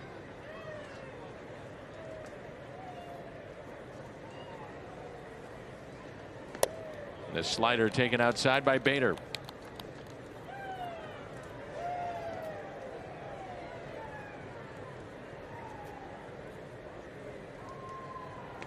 Two and 0.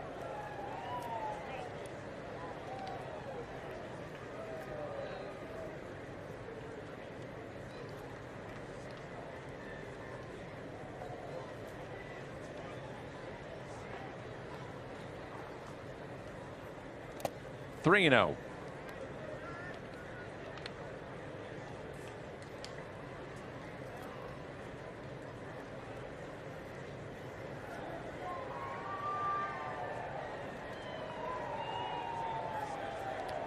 Flaherty is at the on-deck circle. And that's ball 4. Gets away. Bader hustling down the first base line and draws the 1-out walk.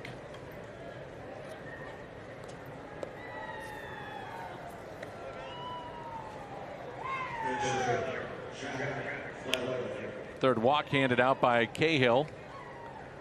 Lefty, they have one in their pen. Sam Howard throwing in the bullpen for the Pirates.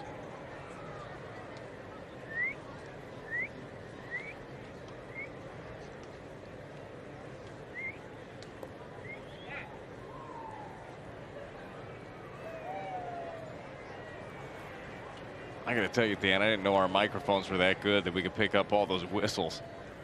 You can a little scary. Flaherty's trying to get a sign from Pop Warner, and it looked like Mike Schilt was getting frustrated.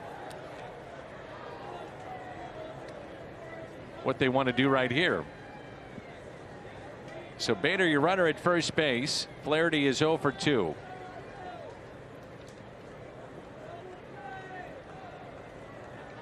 Perez is 0 for 2, the catcher, and trying to catch a base stealer so far this year.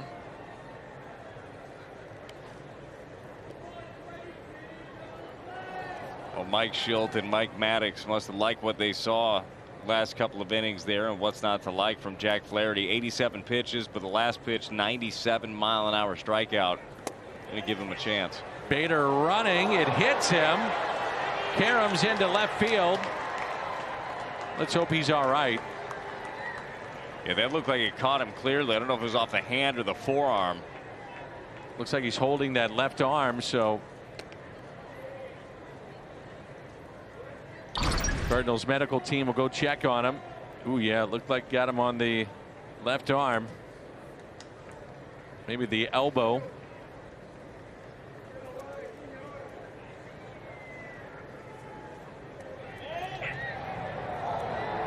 Ouch. Yeah, that's going to be sore for sure. Hope he's able to shake that one off and be okay. But that speed element, Dan, I mean, look at that. You steal a bag, you end up on third. He's saying he's good to go. Harrison, I've said, and I've been out for a couple of weeks. I want to be in here.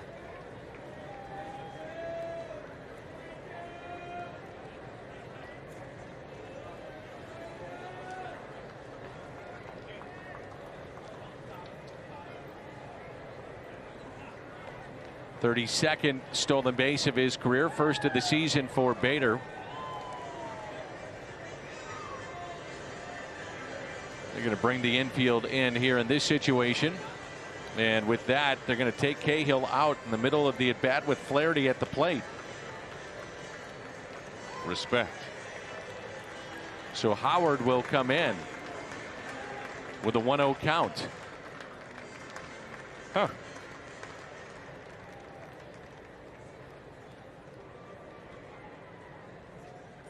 This copyrighted telecast presented by authority of the Cardinals and not to be reproduced or retransmitted in any form. And the accounts and descriptions of this game may not be disseminated without the express written consent of the St. Louis Cardinals.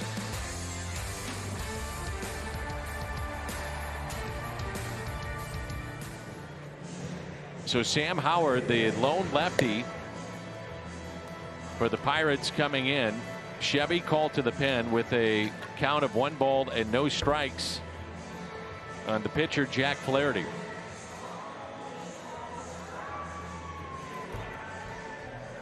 Well, surprising to say the least that you make a pitching change with the pitcher up in that spot. But here's the other thing too. If you wanted to squeeze, his back is to the runner. I mean, little things like if it was a tell from the runner, those kind of things.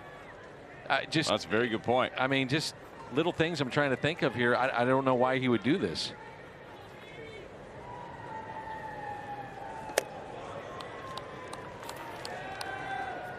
Right-handers 2 for 15 against Howard.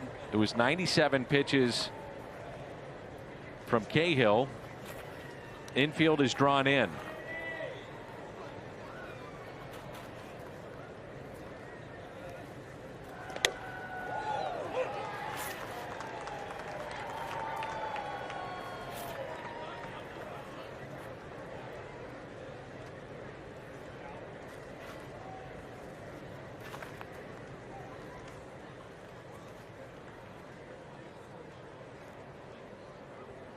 Two 2-1 pitch.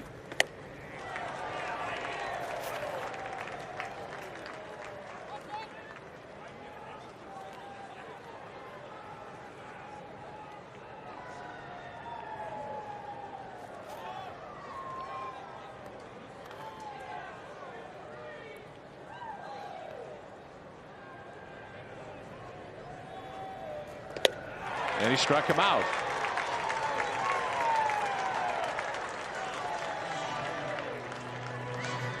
Now he has had 9 straight scoreless outings. He's also stranded all 7 of his inherited runners this season. So he's had a good start to his year, and now he's got to get Tommy Edman. Well, maybe the thought here is just going back to the inherited runner stat that you threw out there. Pirates say, look, we're only going to have so many more chances here. We know what the Cardinal bullpen looks like. We have to be able to keep this game right here. Maybe Tommy can break it open, though. Strike 1 on Tommy Edman.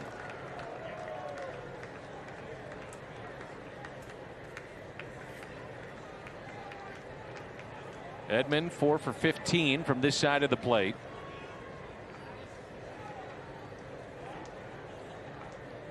He's 1 for 1 with a run batted in against Howard.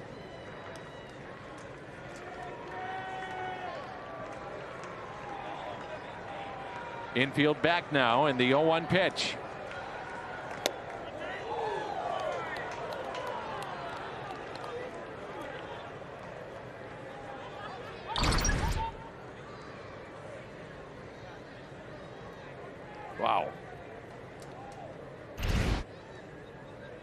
Edman with a double, a single, and is grounded out to second. 2 for 3.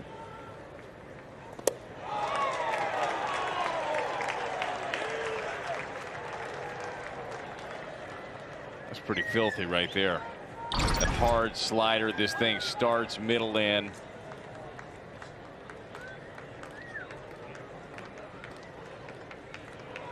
There's a reason he's stranded all those runners. Yep. That pitch right there has got a lot to do with it. The 1-2 out of play.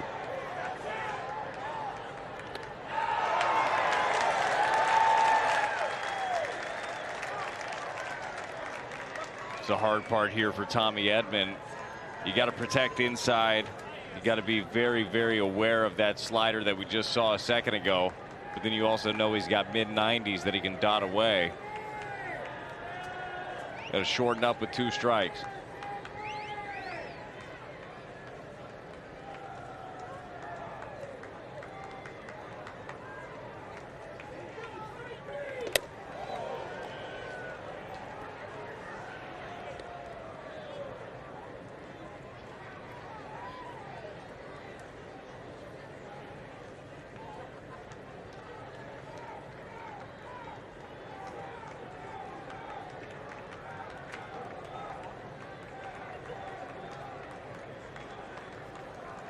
Two pitch. Carlson on deck.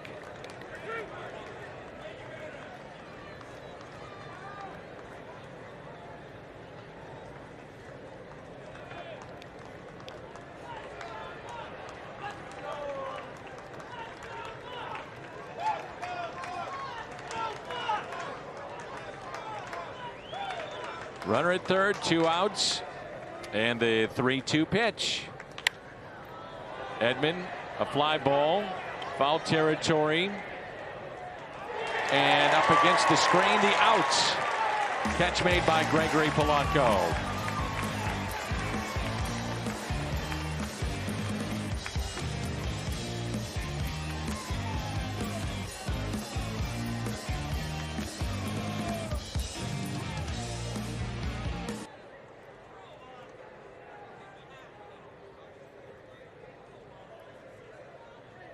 Carlos Martinez will go tomorrow. Last time out, 7 1/3 innings, just 2 hits, 5-2 win against the Phillies.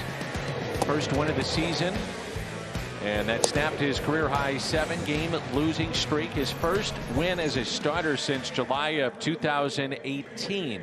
Looking forward to that start tomorrow. Yes, certainly. Our key to the game here today was attack, and that's exactly what Carlos Martinez has been doing. He's pumping strikes. Kind of looks like the Carlos we saw a few years ago that was dominating out of the rotation. Flaherty at 87 pitches, and it's Polanco, Newman, and Tom here in the home half of the 6th. Gregory Polanco came in 2 for 13 against Jack Flaherty, and he's 2 for 2 tonight.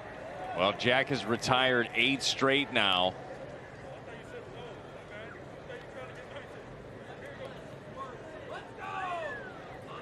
And along those 8 straight, 4 strikeouts. Total of 7 in the game. And the first pitch to Polanco. Slider taken low.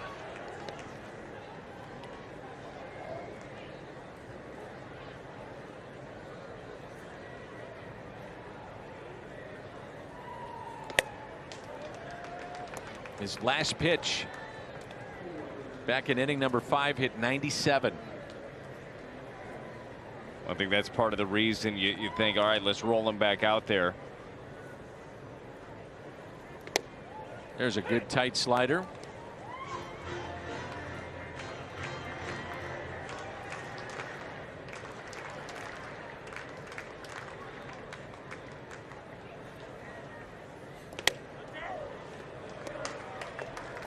That 2-0 pitch that Jack threw, the breaking ball to get the strike.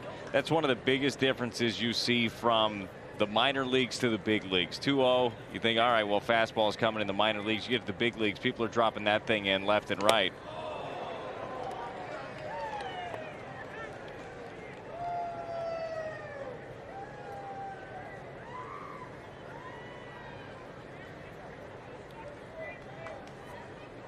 3-2 pitch. And he struck him out. That's 3 in a row and 8 in the game.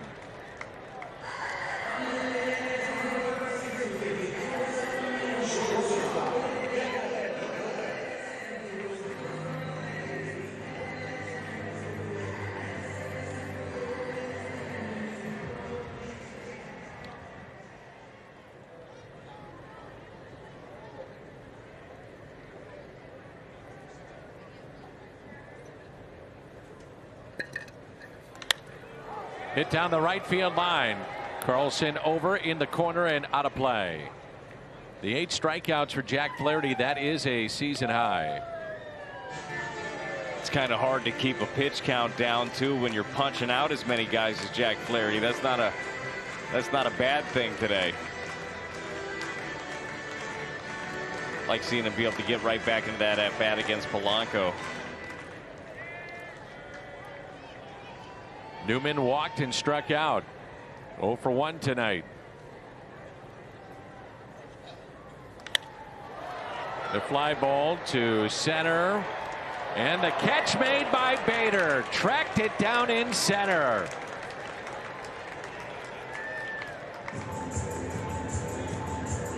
Looked like initially this ball hung up a little bit more than Harrison was expecting. It was traveling a little bit further. It looked like he broke in a tiny bit. It broke across and just kept going. Really nice play. That's that speed in center field. We talked about too the continuity, right? You get Tyler O'Neill back in left field, Harrison Bader in center, Dylan Carlson in right. I mean, this is the outfield that you expected to come into the season with.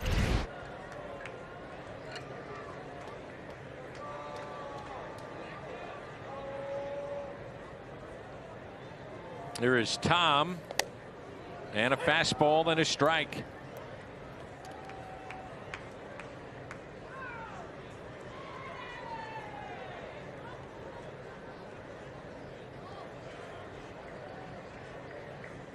Tomo for his last 8, 4 walks, 4 strikeouts.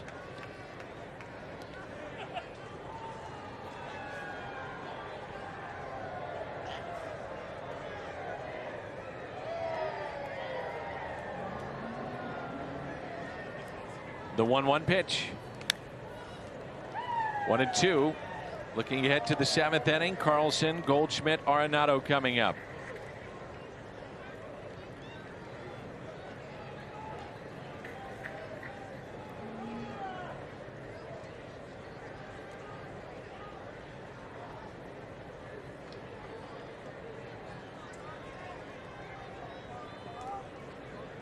The 1-2.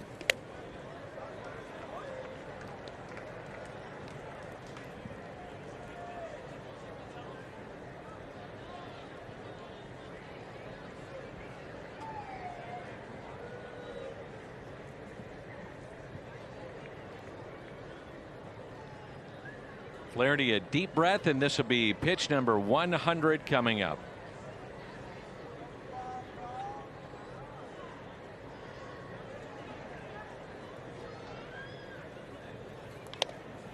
Off the end of the bat, little squibber, do or die play, and safe at first. Had a shift on, and that was Nolan Arenado, who almost came up with another dandy. Nolan does everything he can on this play right here. He's charging hard. He barehands it, sticks it, makes a strong throw, but Tom's moving. Makes this play a lot closer than I think a lot of people are going to. Hits it really soft. That's a cue shot, by the way. That ball is spinning so much when Nolan picks it up.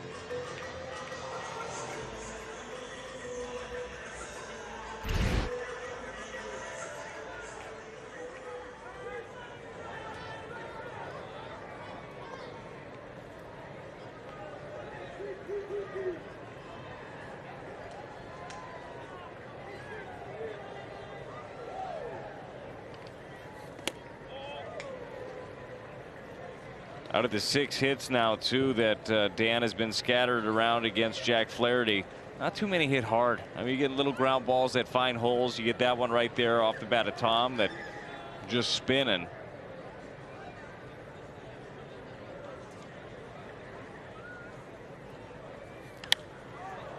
That's hit out of play. The tying run at the plate.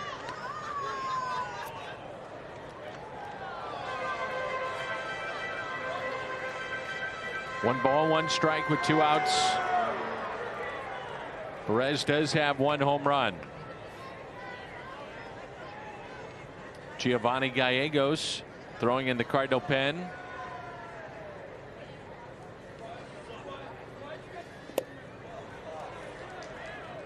Chased a pitch down. 2 strikes.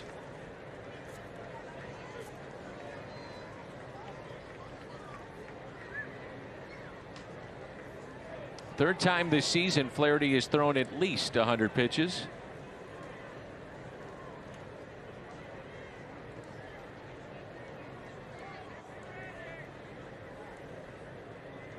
And the 1-2. He did go and ends it with a strikeout, his 9th of the night. Sends us to inning number 7. Carlson, Goldschmidt, Arenado coming up. The Pirates strand their 5th.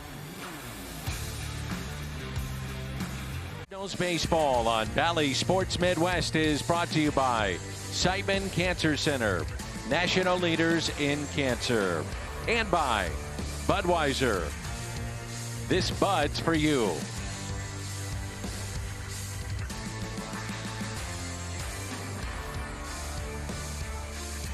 5-3 our score. The 7th inning rolls in. Dylan Carlson, Paul Goldschmidt, Nolan Arenado.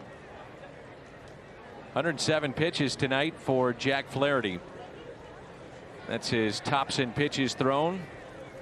Ends his night with 9 strikeouts. 2nd inning now for Howard. Yeah, pretty impressive. And you mentioned it earlier, Dan, in the game where game of inches, right ground ball, an inch the other way. You probably don't end up giving up anything at all in this one. Gateway Honda home run inning. Cardinals hit a home run. The Gateway Honda dealers donate $1,000 to the Make-A-Wish Foundation of Missouri. Carlson 6 for 16 against left-handed pitching this year. A couple of doubles, a home run. Up and in, 2 balls and no strikes.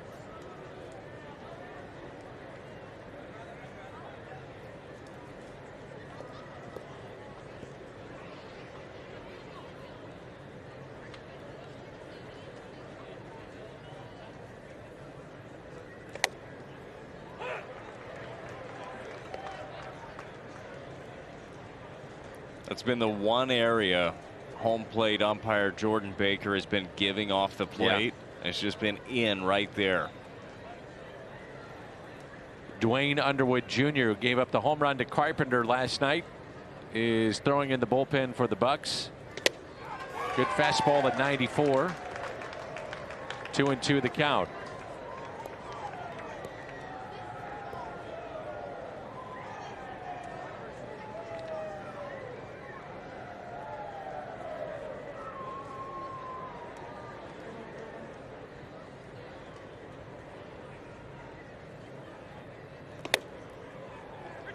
Jordan Hicks throwing for St. Louis.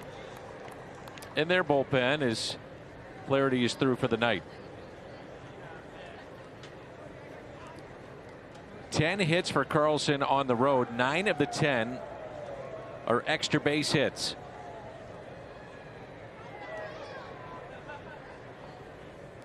(3-2) out of play and a good cut.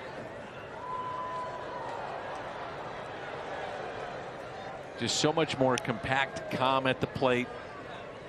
He's just got a great idea of what the opposition is trying to do to him. And he's able to battle. He'll foul stuff off. He'll fight until he gets something that he can end up driving.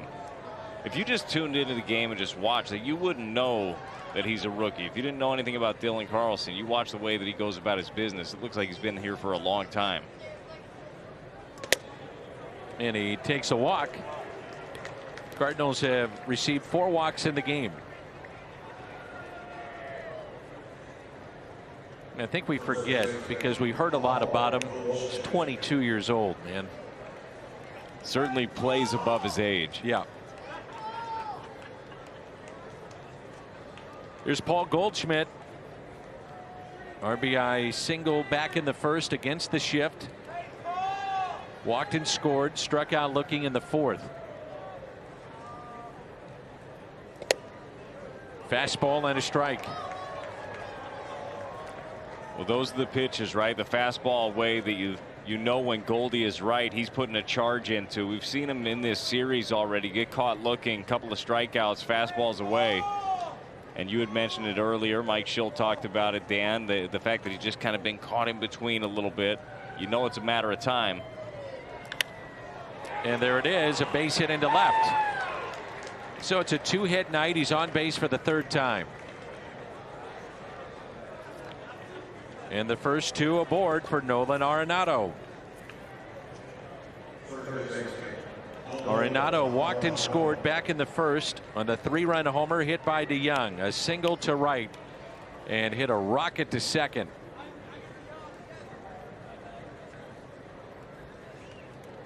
And they're going to go to Dwayne Underwood Jr. in this spot to face Nolan Arenado.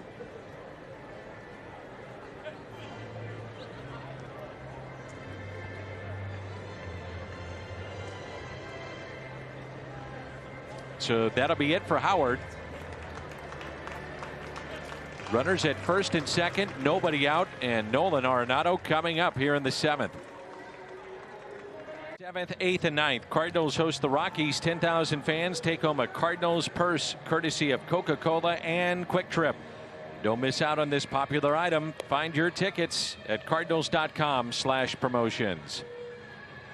Beautiful PNC Park. Former Cub Dwayne Underwood Jr. Again, he was in last night, gave up the home run to Carpenter.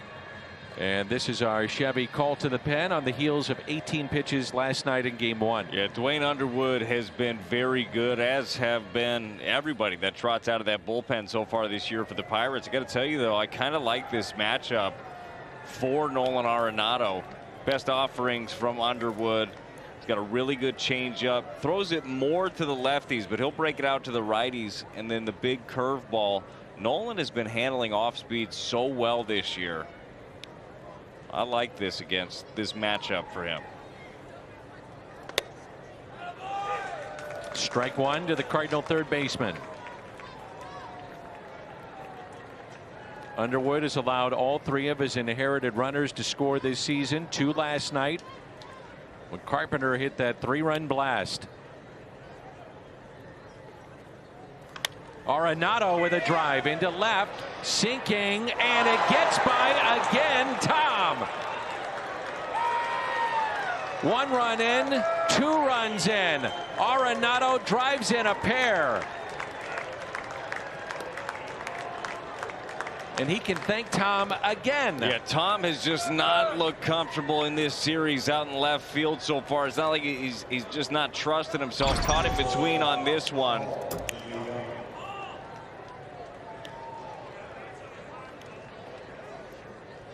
That's 3 times in this series that Nolan Arenado has picked up a double with misplays. I mean, if you want to call him that, with Tom in left field. Yeah, I mean, it's a tough play, but I don't think that Tom got a great beat on it anyhow, and it looked like he got there. Just sneaks under his glove. Either way, Nolan takes advantage of it in this spot, sees it down, and pick up a couple more.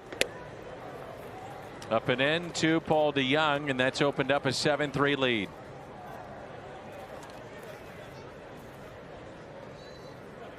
It's another double for Nolan Arenado. He's now driven in 17. Hit sharply to third. Boy, DeYoung cannot buy a hit, and he's hitting everything hard now. Uncle, right? And I know we talked about his last at bat, that it's about the process, but you want to see some of these pan out. He is hitting the ball hard. These are great signs. And you know, Paul, that he wants these things to drop, but these are going to drop. That's a nice play over there.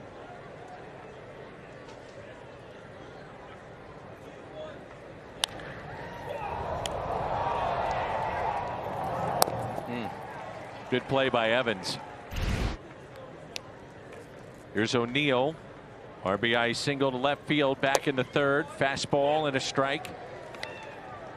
Cardinals picked up 4 runs in the 1st, 1 in the 3rd, 2 now here in the 7th. They have 9 hits. They've out hit the Pirates 9-6 and lead it 7-3.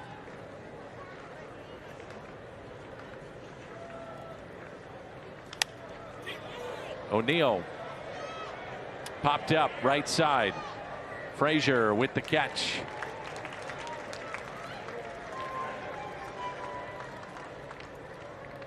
And now a quick word from Great Southern Bank.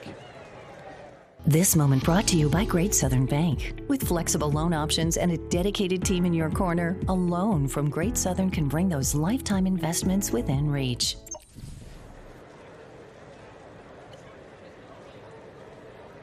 Andrew Kisner.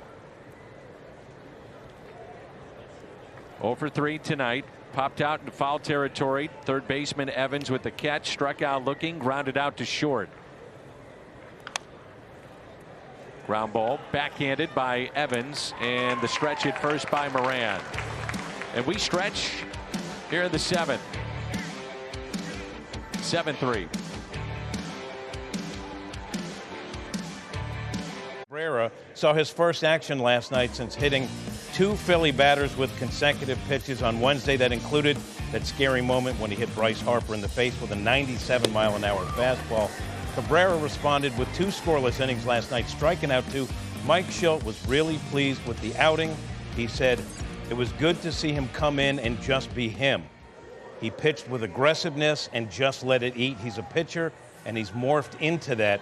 I'm happy and proud of him. And Dan, nice to see Cabrera getting past what was a really frightening moment. Yeah, it was. And again, I think we got to give so much credit to Bryce Harper diffusing the tensions of what could have been a terrible situation, and probably allowing Cabrera to, as much as he could, relax a little bit. Yeah, Bryce reaching out. I mean, I was already a huge fan of him, but that is a lot. Jordan Hicks, your Chevy, called to the bullpen in his 10th game of the season.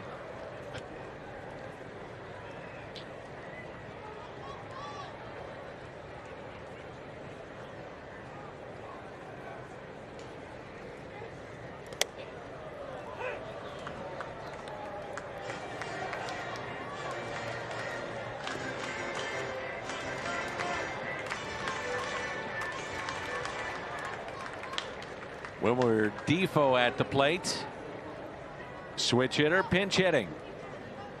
And the 1-1 by Hicks.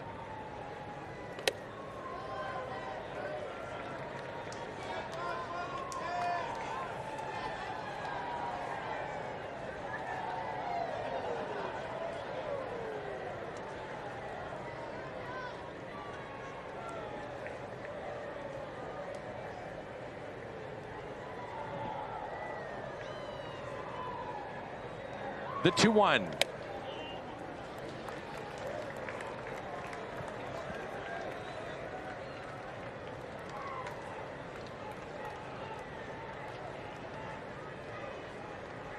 It's Chris Stratton, right-hander for the Pirates in their bullpen. 3-1 pitch by Jordan Hicks to Wilmer Defoe. Seen that Hicks has had a lot of walks here early on. Yeah, and there's a few things, right, that factor into that. One, you know, he's coming off of Tommy John. He just missed the season. So coming off Tommy John just in general, sometimes your command takes a while to come back. Plus, he's got so much life and so much sink on his pitches. It's hard to harness it all. High chopper right side. That is foul.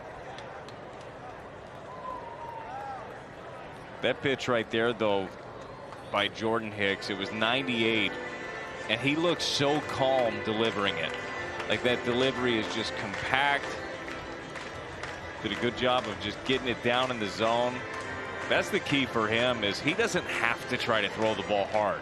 He's got a God-given ability to just throw the baseball 103 miles an hour this year. He's got the 2 hardest pitches in baseball. He doesn't have to try to hump up. I mean, it's just about letting the arm work.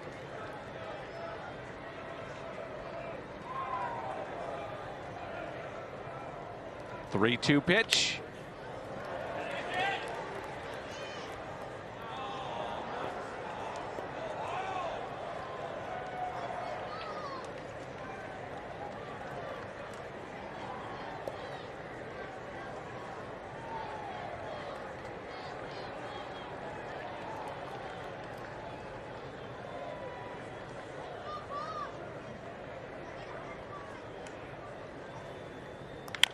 Fastball. Hicks has it, and he'll get to the bag. Well, Jack Flaherty got the start tonight. Went 6 innings, 3 runs on 6 hits, struck out 9. Couple of walks, and he is our BJC Healthcare difference maker tonight. Jack was really good, and it was nice to see him go out there for the 6th inning. We weren't sure if we'd see him or not. Got up to 104 pitches, gets a little bit deeper into the ball game, shortens it for his bullpen. I love the 9 punch outs.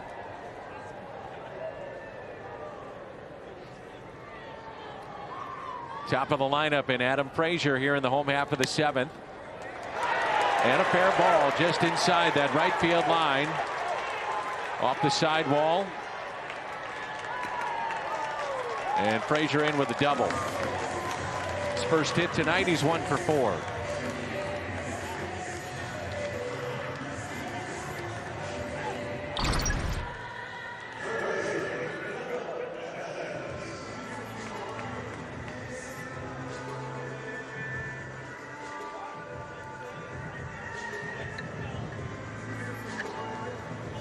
Little slider down and in from Jordan Hicks, just hugs the line.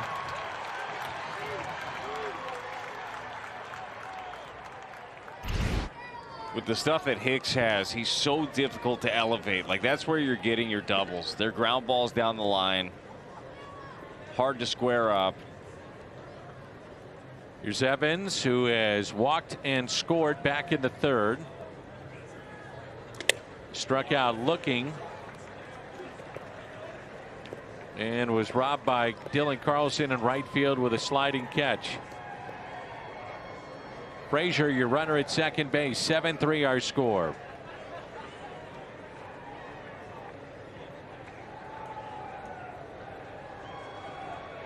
The 1-0. A ball and a strike.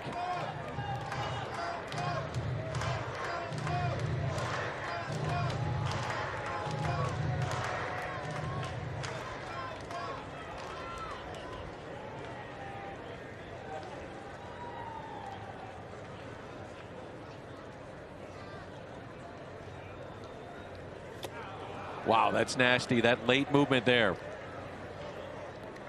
The key to that pitch, too, is that Jordan starts it over the plate. You start it as a strike. That's where you get the hitter to commit to it.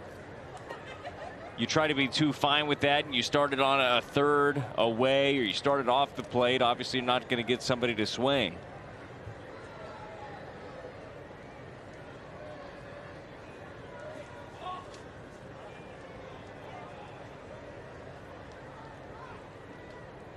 The 1-2. Fastball. Grounded softly to Tommy Edman for the out. Runner advances.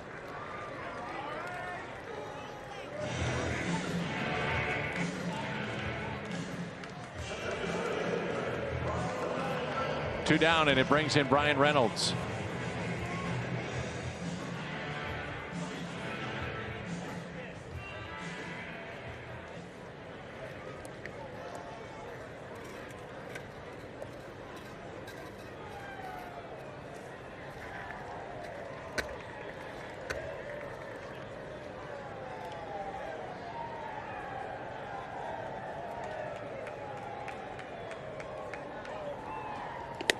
Fastball taken high at 99. Reynolds, base hit to right, scored a run in the 3rd, and has struck out twice.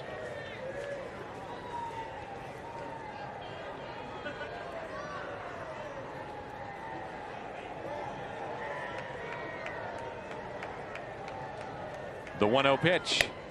2 balls and no strikes.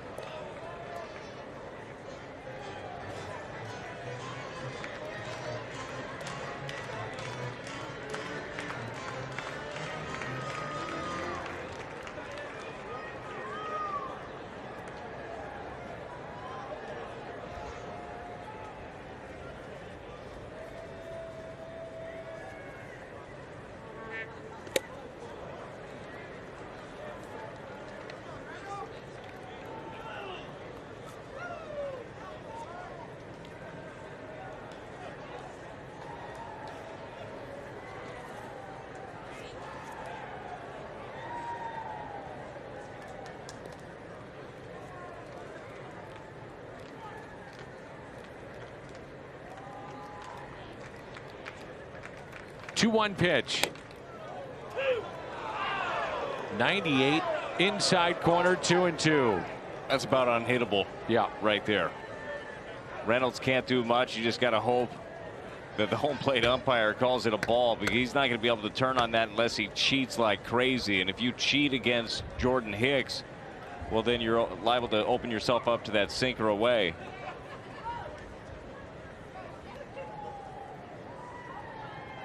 Two. Going back inside again.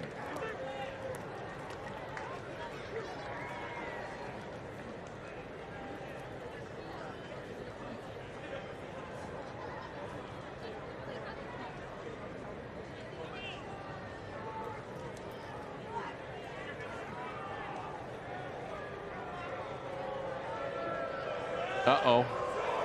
Medical team coming out to check maybe here on Jordan Hicks. We saw after that last pitch, Jordan Hicks kind of looked down at his arm and shook it a little bit. Chris Conroy's out there, Mike Maddox as well, going to talk to him about it.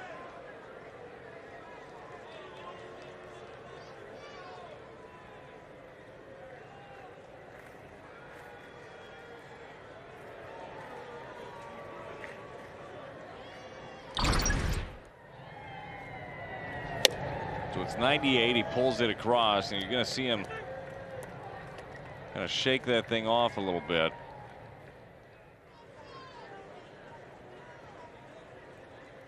Just that little look at the forearm.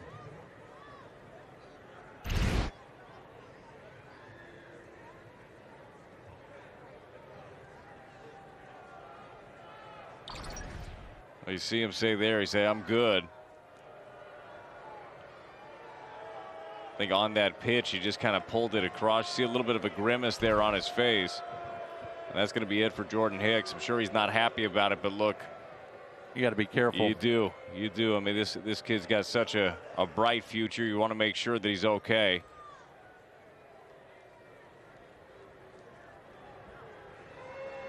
Genesis Cabrera is up in the pen, and he's going to get the rest of his warm-ups out on the game mound.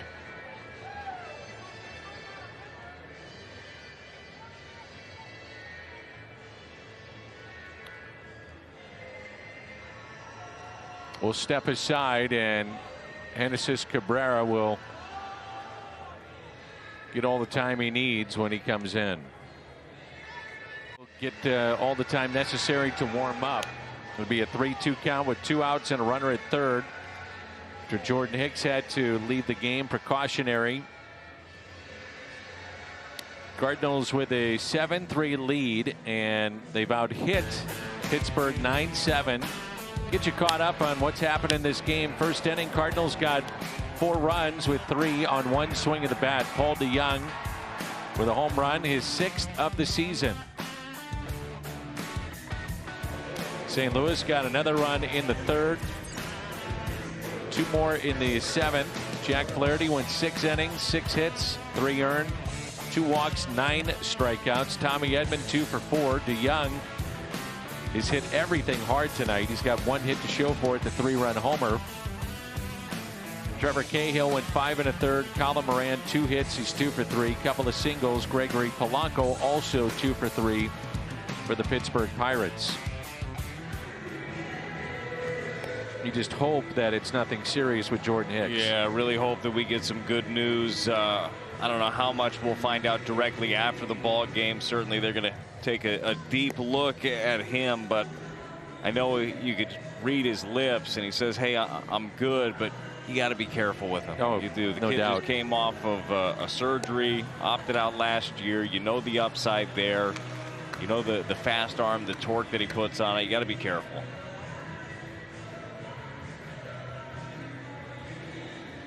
And how about here for Cabrera? He had 2 scoreless innings last night. He comes in with a 3-2 count. Well, incredibly efficient last night, too, for Genesis Cabrera. And we've talked about how he bounced back so well from that game against the Phillies, where he ended up hitting Bryce Harper, hit him in the face, hit the next batter, Didi Gregorius, and you could tell how shaken he was. And he did such a nice job last night of bouncing back, of throwing strikes, of commanding his fastball. So interesting spot certainly here with the 3-2 count. Interesting spot also for the switch hitting Reynolds, who's going to flip over in this at bat. Never easy for a reliever to come in. Everybody's waiting for you to get loose, and sometimes you're not loose when you, or everybody's waiting for you. It's a lonely feeling out there on the game mound. And Cabrera had started throwing a little bit in the bullpen, but it's a couple things. First of all, everybody's waiting for you out there, and the other one is you see the guy that's sitting there, in this case Reynolds, who's up to bat. You got Colin Moran on deck. They're just licking their chops, and they've watched every warm-up pitch that you've had very closely. But I was incredibly impressed with what he was able to do yesterday. Cabrera just came in pumping strikes. That was a big game for him. So Reynolds, a switch hitter, goes to the other side. Hey, you talk about a weird at bat. You were just trying to battle off 101 from the other side of the plate. Now you get this guy. So 2 outs, runner at third, 3-2 pitch, and he hits a rocket out to left over the head of Tyler O'Neill. Run will score. That makes it 7-4. That run charged to Jordan Hicks, and a long double off the bat of Reynolds. Well, he was ready for it. Got himself a fastball in. Pretty decent pitch right there.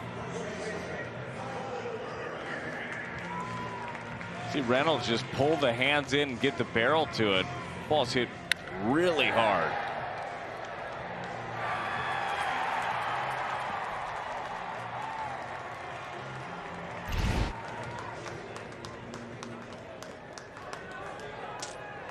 Now Moran.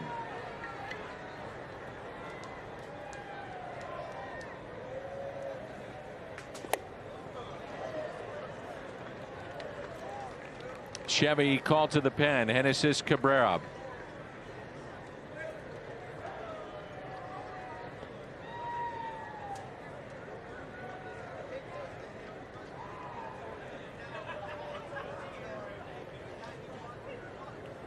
The 0-1. 0-2.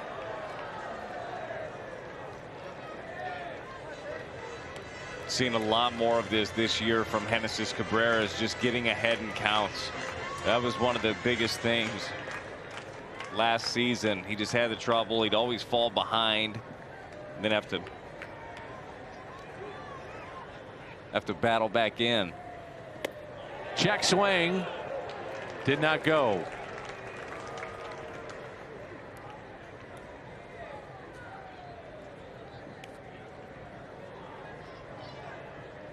Lefty here.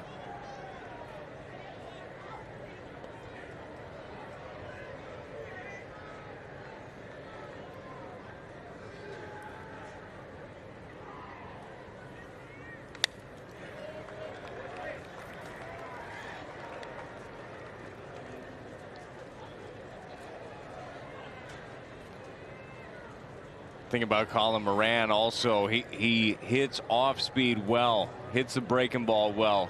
Cabrera's got a good one, but you want to make sure that if he throws it here, it's got to be down under the zone. Pittsburgh 3 for 8 with runners in scoring position. Fly ball. Drops. Run scores. 7-5. I'm not sure Tyler O'Neill saw this ball. No, I don't think he did. Harrison did what he could to try to get there, but we'll get a better look at it here. Fastball in. Colin drives it the other way. It's his third hit of the night. Came in hitting just 182 against lefties. Yeah, it looked like he did, and then just kind of came up short on it once he saw Beta racing in.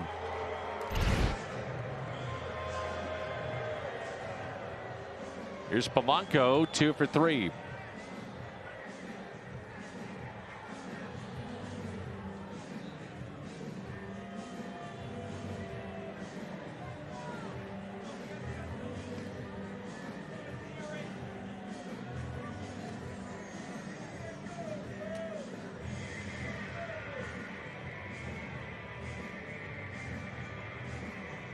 talking it over again with Polanco. You saw Maddox go out earlier in the game to talk to Jack Flaherty with Polanco up, and it appeared that some of that conversation talked about just trying to tie him up inside. You saw Jack afterwards just attack in with the fastball, then went in there with the slider. So the tying run will come to the plate. Here's Polanco against Cabrera.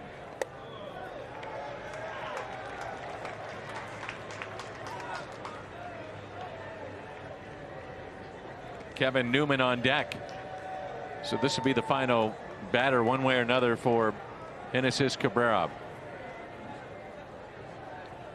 Polanco does not have a hit against a lefty this season. 0 for 16 with 8 strikeouts.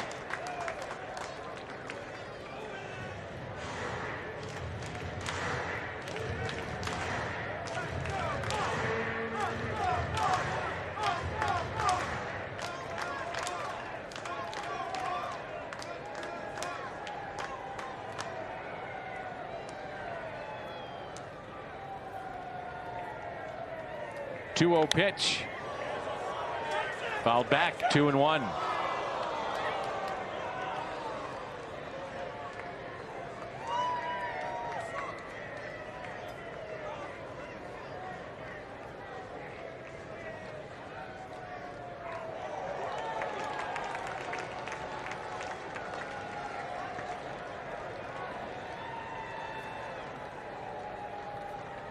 Two-one pitch. Out of play, and it's now count even. 2 balls, 2 strikes, 2 outs, 2-run lead for the Cardinals here in the 7th.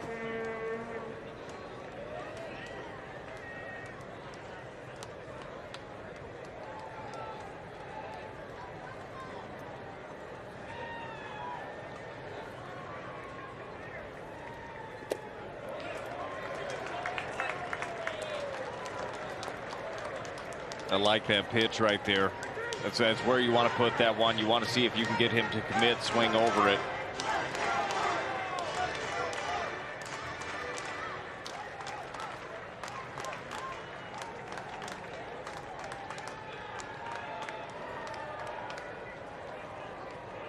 Three-two pitch. Polanco into center, but Bader is there. Pirates pick up a pair, and it's 7-5.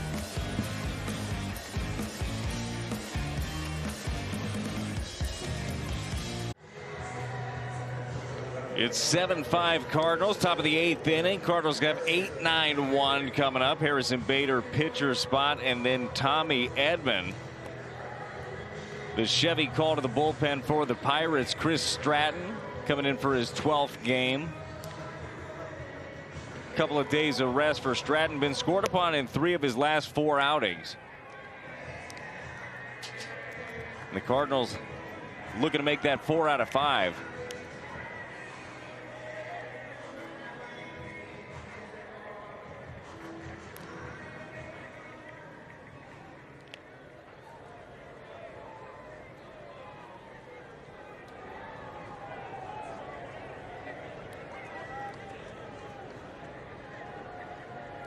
Seven-5 our score here in the top of the 8th. Harrison Bader to lead it off.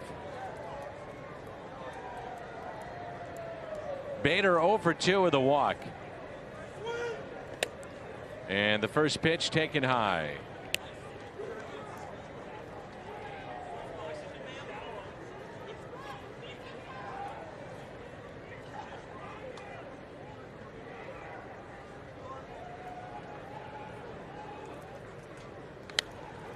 Out of play. 1 ball and 1 strike.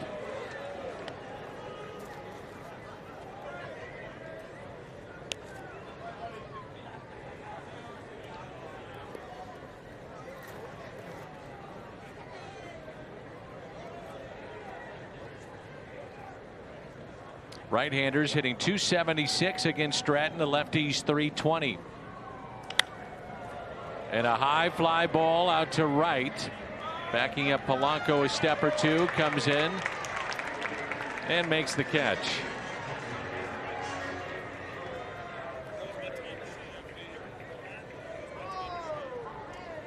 In steps Carpenter.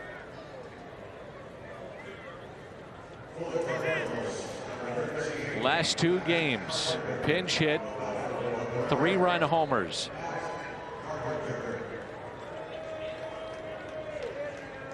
I just totally feel like they're using him wrong, Dan. I mean, you got to wait till a couple of guys are on. No kidding. Then it's tater time.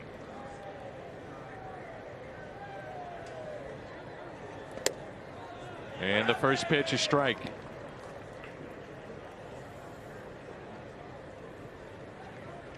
We spent a little time on this yesterday, but the idea of having that threat off the bench, I was looking at the numbers, pinch hitting for the Cardinals this year, it's huge. If you got somebody that you know that you can go to that can cause some damage in there, makes it a lot easier to make that decision, doesn't it? No doubt. And in particular from this side of the plate, Cardinals were looking for some type of threat from the left side.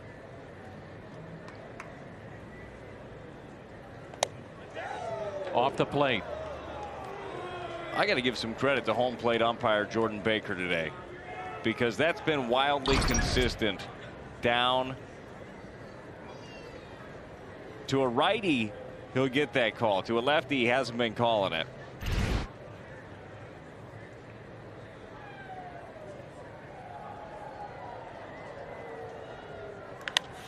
And Carpenter hits it into the shift, a race to first. So under the glove of the first baseman Moran to Frazier, and then the pitcher covering. Stupid shift. Gets in the way too much, Dan. Another ball he hits hard.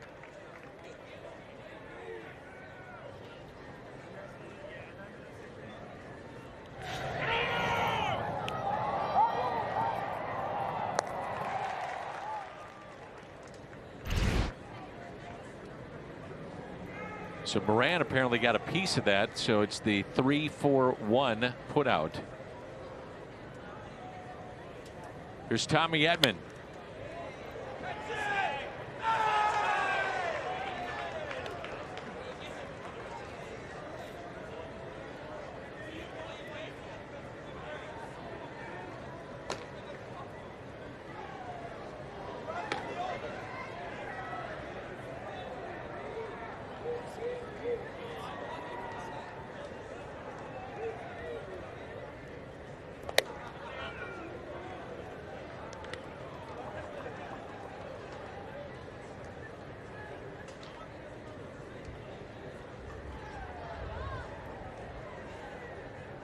Pirates will have Newman, Tom, and Perez coming up.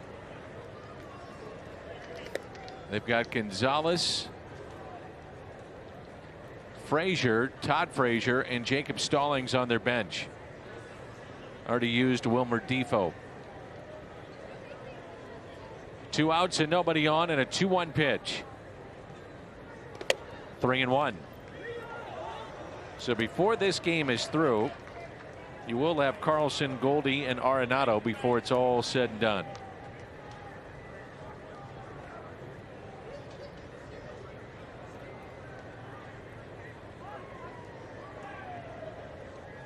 The 3-1 pitch to Tommy Edman. Edman cranks one foul down the right field line.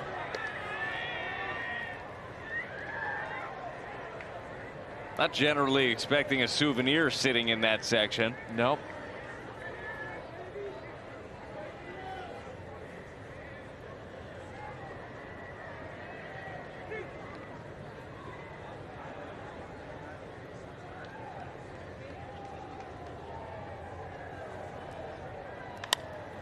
Spoiled again by Tommy Edman.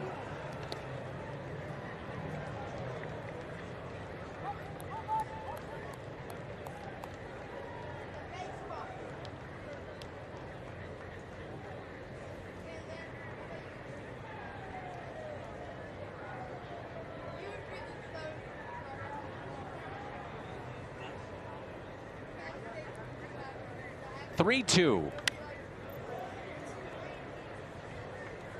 Tommy's a pesky at bat, isn't he? Yes, he is. And he's had a very good start. You made the case a little bit earlier, said the case could be made of him being the most valuable player on your team, and the fact what he's done offensively, being able to set the table for the Cardinals, has been big. What he's done defensively at second base and in right field has been enormous. That versatility, and look, the plan is, I would think, for him to stay at second base as much as possible and not have to bump him out to the outfield. But when you have a piece like that can play multiple positions and do it at a high level, that's a valuable asset. Contact percentage is 9th best in baseball, and it continues here in the 8th inning. What an at bat there by Tommy Edman. Just spoiling some pitches and then finding himself something that he can hit. You see him put one in the upper tank down the right field line foul, and then shoot a single to the opposite field. Brad, that was an 8-pitch at bat and a base hit with 2 outs to extend the inning to Carlson. Great at bat by Tommy Edman.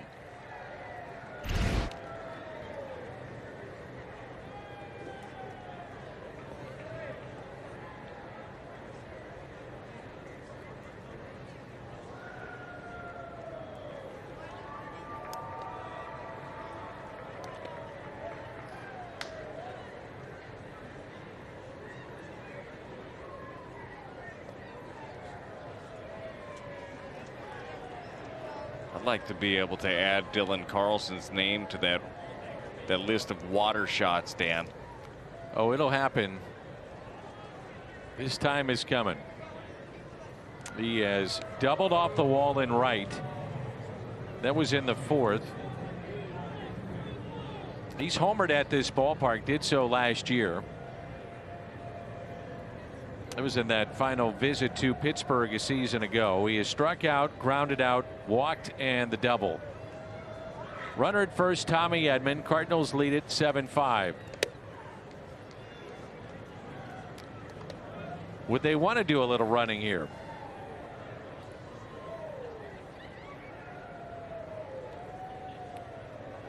It's always nice to have the option, right? Continue to put the pressure on.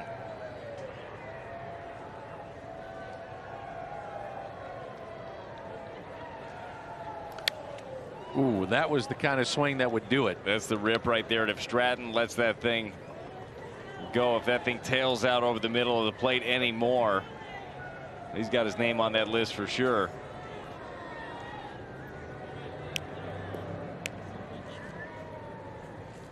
One ball and 1 strike with 2 outs and a runner at first base in Tommy Edman.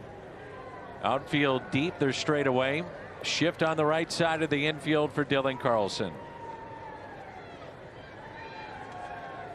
Giovanni Gallegos continuing to throw in the Cardinal pen.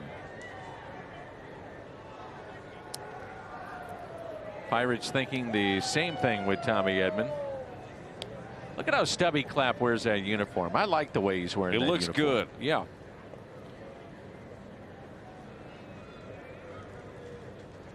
That's how you wear some of your suits, which I appreciate. Old school.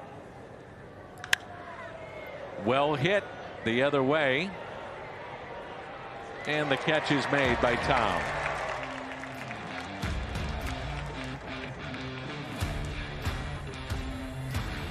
This year 14 2/3 and the 2.45 ERA.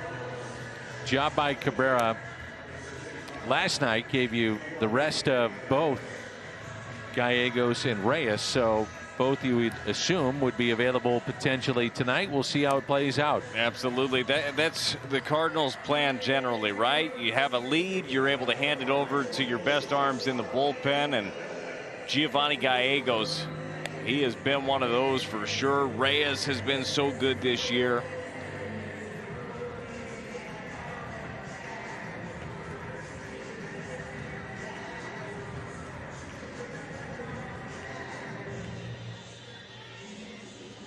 Last 3 appearances, he's given up 1 hit. Opponent 1 for 13. No walks, 3 strikeouts, and 4 1/3. Kevin Newman to lead it off. Newman, Tom, and then Perez. If we get there, the pitcher spot, Stratton.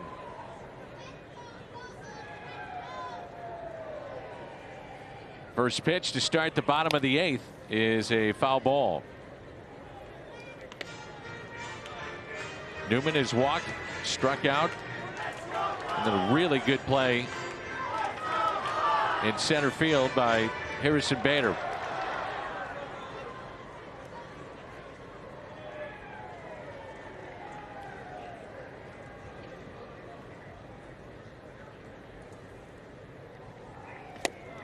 Nothing in 2.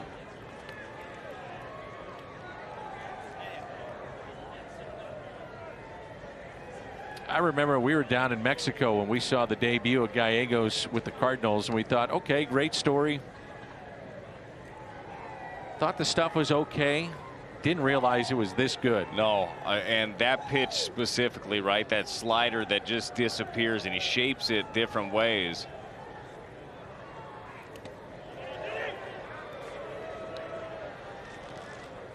One and 2 the count. Right-handers hitting 133 this year against Giovanni Gallegos. That was cool, though, to see his debut in Monterrey, Mexico. Cardinals playing the Reds. The media was so excited to have him there pitching in that game. You know, he was proud to be able to be there and represent his country. Remember, he gave up a home run right away. I do. It was Suarez, correct? Yes. And a strikeout to start his night. 10th strikeout of a Pirate.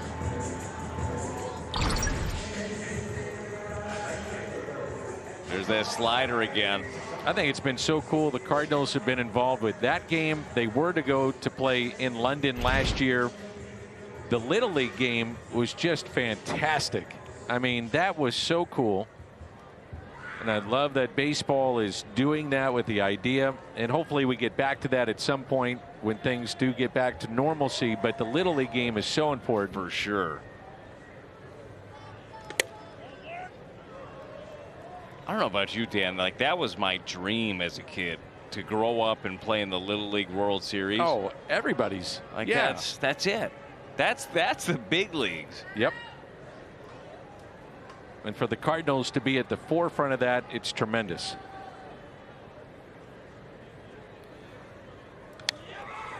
At the Field of Dream game.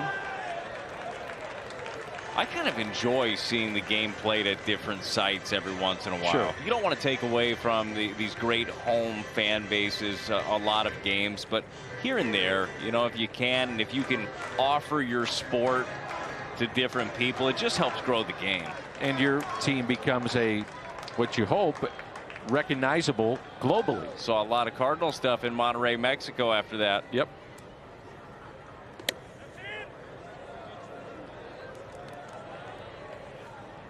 But the Little League game is the one that stood out to me. Loved it. 2 balls and 1 strike.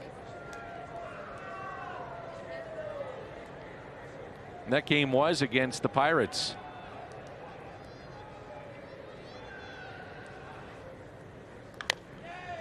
We talk so much about trying to get youth involved in the game and make sure that they stay with the game, whether they're playing it or supporting it as they get older. That's how you do it. Yeah, it's a good way to do it. And I thought that the players all did such a good job of interacting with the kids and taking time out of their schedule, because players are very routine oriented when they're playing games. They do things at certain times, and it's really nice to see Jordan Hicks on the bench. If you're just joining us, he had to leave the game in between innings. Hopefully that ends up being very good news that we get after the game. But it was cool to see that, because, you know, and Dan, we see it every day at the ballpark. If all it takes is a small interaction, you get a player has a small interaction with a young boy or girl at the game, it makes them a fan forever. That's right.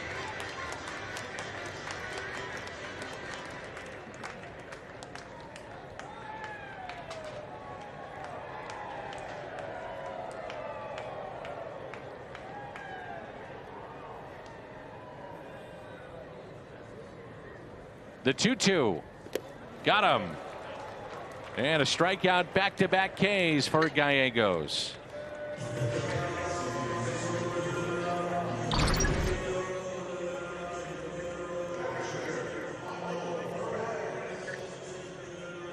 Missed that by half a foot. That thing is so dirty. And I know you might watch it and say, oh, it's in the dirt. Like, how are you swinging at that? That's how good it is. That's how much that ball is spinning. It's how much it looks like it's fastball. The righties came in hitting 133, the lefties 111, and with Miller down and you got Cabrera and Webb, you know, there's going to be times that maybe both those guys could be down. Here's your neutralizer from the right side against lefties. Yeah, and if this 3-batter minimum rule, if it does continue, it's very important to have a staff that at least have a couple guys in that bullpen with really good splits anyhow. You know, and Giovanni Gallegos, that pitch plays to both sides.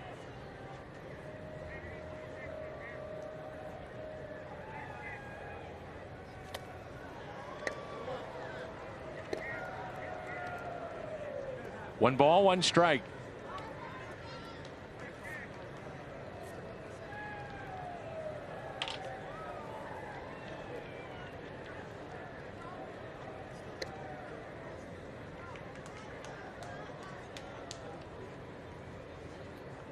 Sean Poppin and Kyle Crick getting loose for the Pirates in their pen. That's Todd Frazier on deck. Outside. 2 balls, 1 strike on Michael Perez.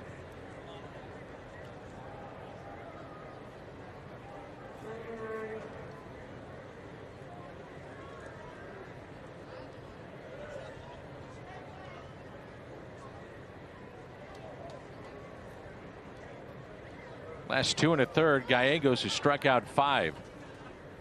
Trying to strike out the side here, 3-1.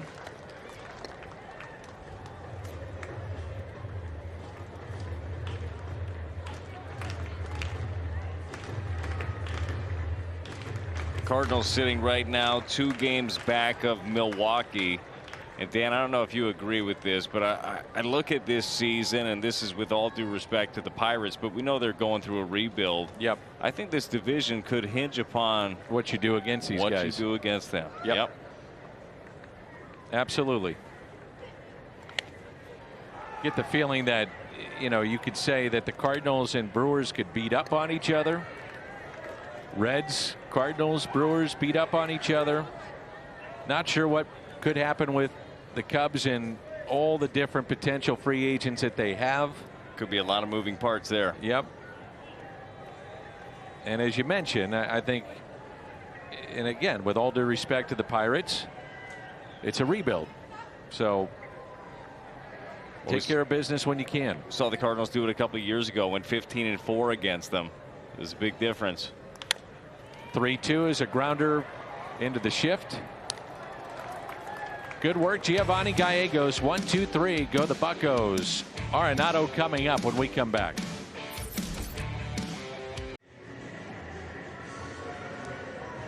Sean Poppin coming into the game. It's 7-5. Cardinals with 10 hits. Pirates with 9. The skyline of downtown Pittsburgh. Our Chevy called to the pen. Poppin, 4 hits, 2 walks, 2 runs, inning in 2/3. That was Wednesday against Kansas City. Cardinals, by the way, have 98 wins at PNC Park since it opened up in 2001. Most wins by any opponent. It's a .576 winning percentage at that ballpark by the opposition. They've won 6 in a row at PNC. Their longest winning streak is 8. That was back in 2018. That dovetailed into 2019. There's some ballparks you just feel comfortable in. You walk in, it feels like a second home. It seems like that's PNC recently for the Cardinals. Goldschmidt, 2 hits tonight, 2 for 3. Couple of runs scored, an RBI.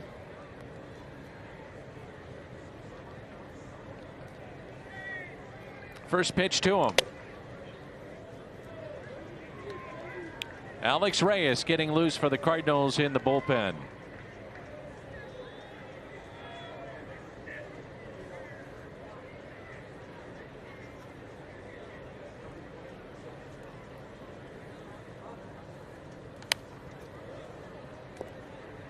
I could see that pitch starting on the outside corner and tailing right over the middle, and A right-handed batter launching it.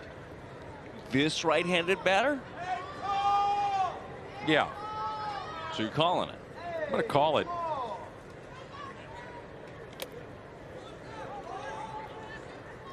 It's been a long night, and sometimes you got to go out on a limb. I've done that before. I like the limb that you're on, especially Goldie heating up a little bit. The couple of hits, as you mentioned, on base 3 times in this ball game. Why not go Yahtzee? I like the count. Let's get the barrel head out. Turn on it. 3-1 pitch. See, that's too far in. Okay. He's got to start out a little outer half and tail back in. All right, done. Okay. Goldie set him up with the swing on that one. He'll try to go back to the well.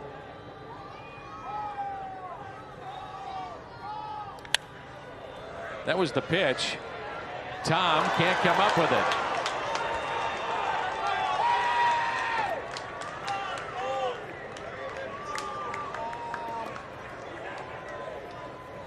No other way to put it. He's had a tough series in left. Yeah, he certainly has. This ball was smoke, though. 110 miles an hour off the bat here by Goldie, but one you want your left fielder to come up with. So that'll be a double for Goldschmidt. Usually that happens for Arenado in this series. Happened again last time up. Double to left. Tom couldn't come up with it, and it scored 2. Spread the love. Do it again.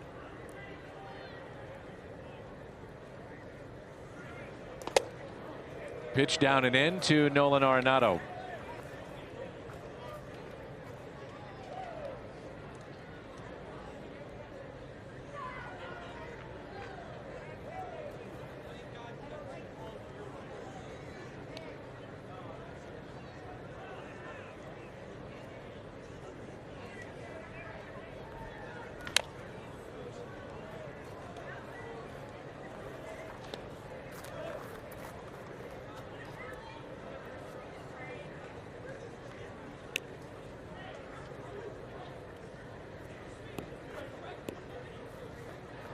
One ball and one strike. Arenado tonight with a walk, a run scored, single to right, grounded out to second, and an RBI double that scored 2 in the 7th. Cardinals up by 2.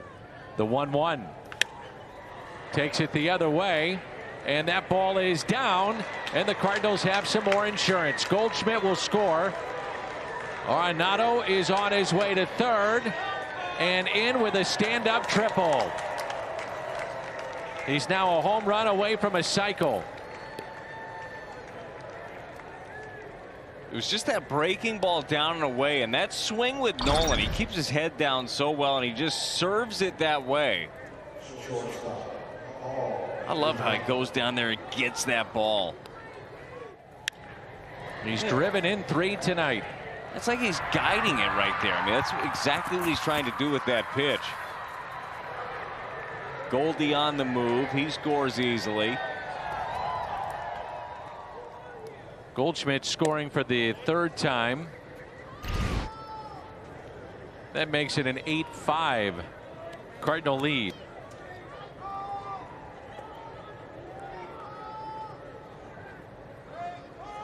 First pitch was a ball to Paul DeYoung, and the 1-0. Infield drawn in, and the ground out for the first out.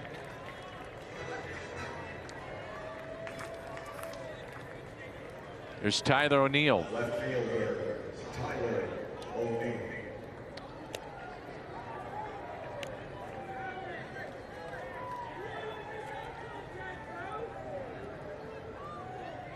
Right arm tightness is the official word on Jordan Hicks as to why he was taken out of the game. Precautionary reasons. Infield in for Tyler O'Neill. O'Neill tonight base hit to left, RBI. He is struck out, grounded out, popped out. Well, you certainly can't blame the staff for going out and getting Jordan Hicks in that situation right there. You see him look at the arm. You see him just kind of move it around, grimace a little bit. You want to take care of your guy. And it's off the end of the bat and a base hit into center. 2-hit night. Tyler O'Neill drives in Arenado. 9-5 Cardinals. I enjoy watching the mammoth home runs from Tyler O'Neill, but I really like him being able to stick with a slider down and away and just serve it into the outfield. It's the pitch recognition. He has been doing such a good job, and they spent some time on the pregame show breaking this down today. Al Raboski, Erica West, and the sliders and the off speed of the numbers here for Tyler O'Neill. They've been good. There's Kisner and a strike.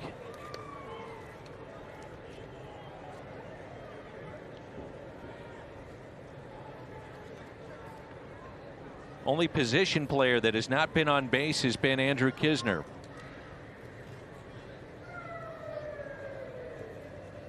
Kisner and Bader the only two without hits.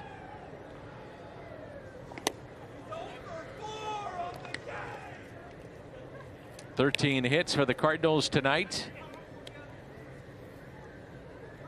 And with a 4-run lead, Cody Whitley joins Reyes in the Cardinal bullpen.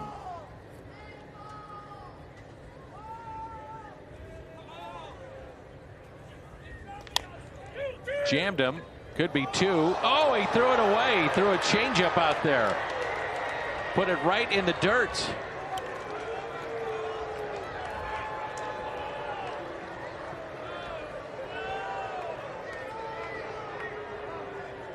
When it rains, it pours. Good late life on that pitch to second base. He didn't get really in an athletic position to throw either. I mean, well, he just, wow.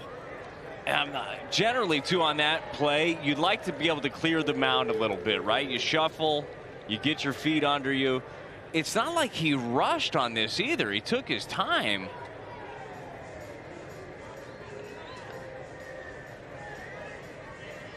Sometimes for some pitchers, and I don't know Poppin enough to know if he's one of those guys. That tells me a little bit something, though.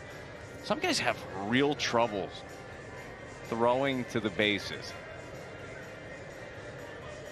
It's just different. It's not like throwing 94 down the middle. You throw to a base, it's a whole different feel to it.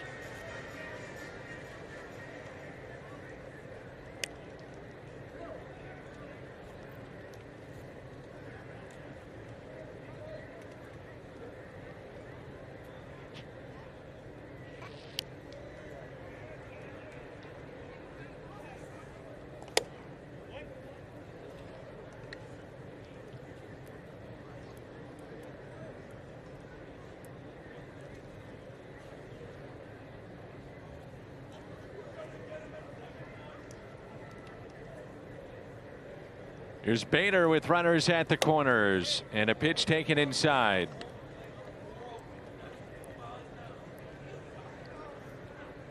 Two balls and no strikes.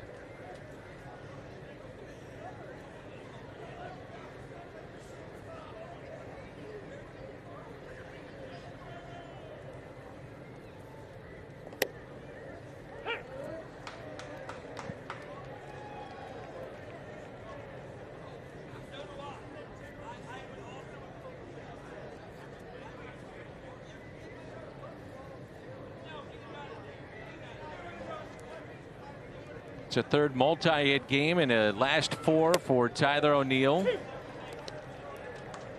2 hits tonight, 3 last night.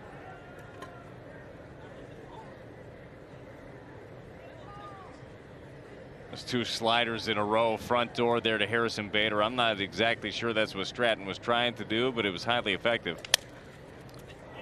Broken bat and a run will score. Good play to get Bader. Makes it 10-5. Reyes will have a seat, I would assume. With a 5-run lead, it'll be Cody Whitley coming in. This is a great play right here by Phillip Evans. You know you got to move. Harrison's trucking down the line. Stabs it, makes a strong throw. Nice play.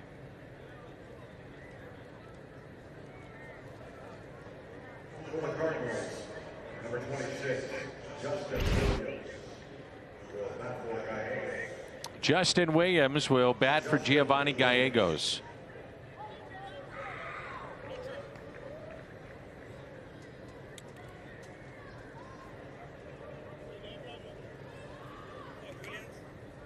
So runner at second base with 2 down, 10-5 our score.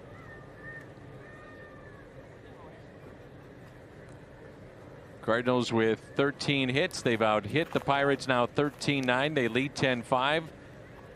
And the Pirates have committed 2 errors in the ballgame. That's taken low.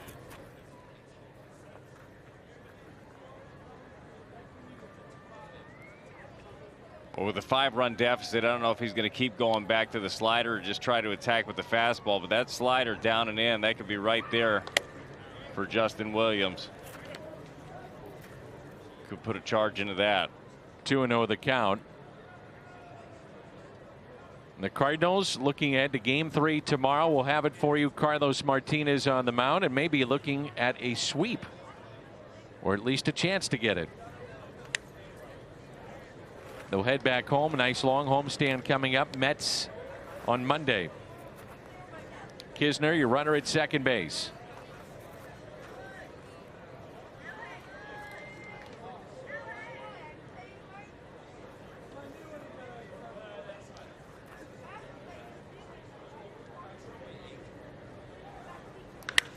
Williams with a drive out to left center, off the bench, pinch hit, 2-run homer, Justin Williams.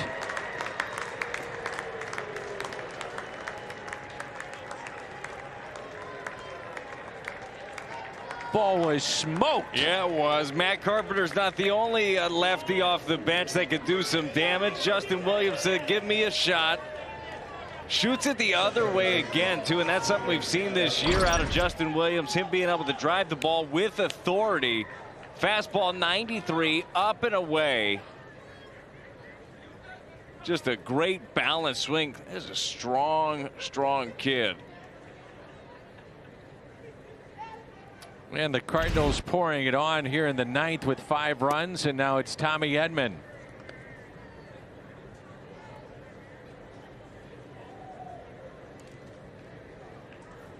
That seems to be his power when he lets the ball get deep, taking it the other way. I think he's finally unlocked a little something with that swing, too, because we saw a lot in spring training. Even though he was hitting the ball hard, we would see him roll over on a lot of pitches like that and try to pull it. To your point, he's letting it travel a little bit more and just driving it that way instead of trying to pull it. Edman has had a nice night, 3 for 5. 1 ball, 2 strikes, 2 outs, nobody on. Tommy chops it left side. That's a base hit. How about Tommy Edman with a 4-hit night?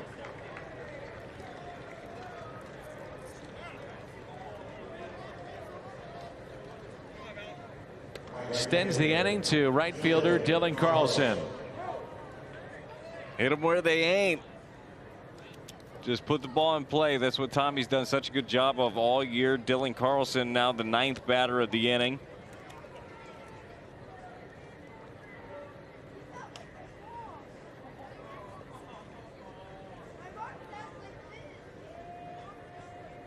Carlson has doubled off the wall in right. Walked, grounded out, struck out, and flied out. Edman 4 hits. Goldie and Arenado with 3 hits each. Last time that happened was back in 2000 when you had that kind of combination. Edmonds, Molina, Wong.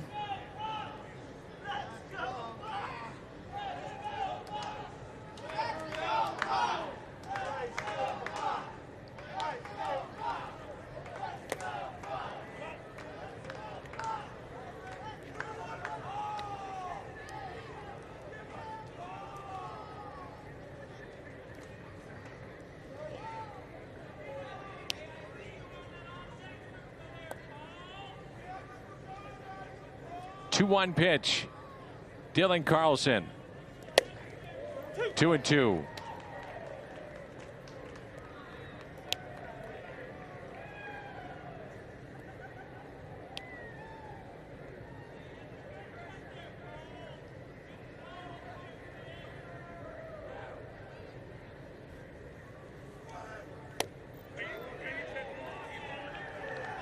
And a strikeout of Carlson. Williams, a 2-run pinch hit homer, part of a 5-run ninth inning. 12-5. Long time ago, the Budweiser play of the game. Paul DeYoung with a 3-run homer. His lone hit tonight, and unfortunately for Paul, it's only one hit because he has hit the ball hard a lot tonight. He really has. He's been scorching the baseball. A couple of really good plays made against him. But you know, that home run felt good. The fact that he's seeing the ball better, pitch recognition has been solid for Paul DeYoung. And that was huge in that first inning, too, because Cahill noticeably pitched around Nolan Arenado to take on DeYoung, and he made him pay for it. So Todd Frazier will be the pinch hitter. Cody Whitley is into the ball game for St. Louis.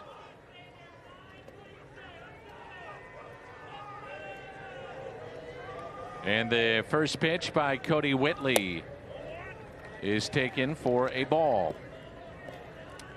12-5, 15 hits for St. Louis, 9 for the Pirates. Cardinals trying to hold on for Jack Flaherty. He would go to 5-0.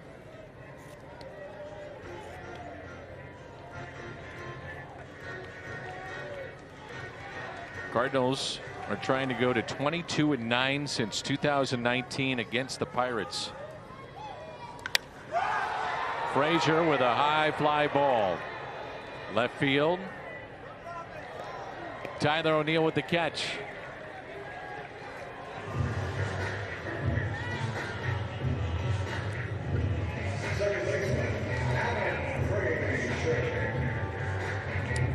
From Todd Frazier to Adam Frazier.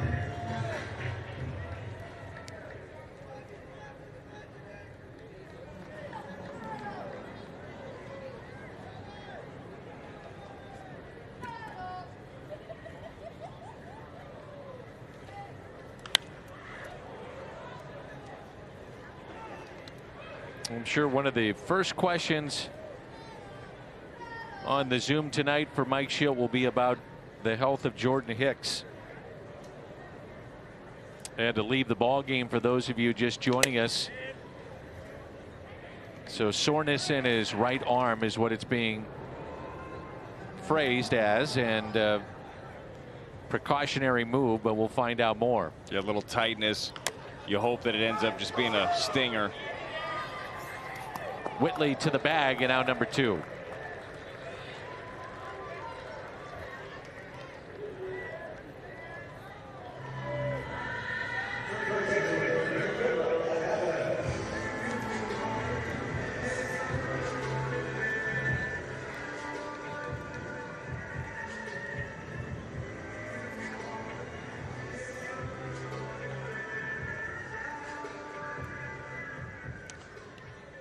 Phillip Evans hitless tonight in 3 plate appearances, 0 for 3.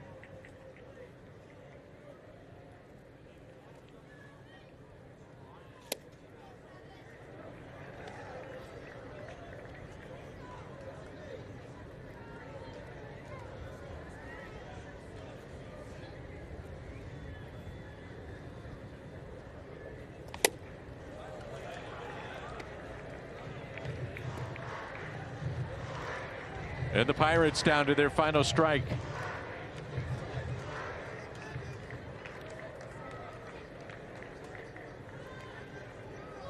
The 0-2.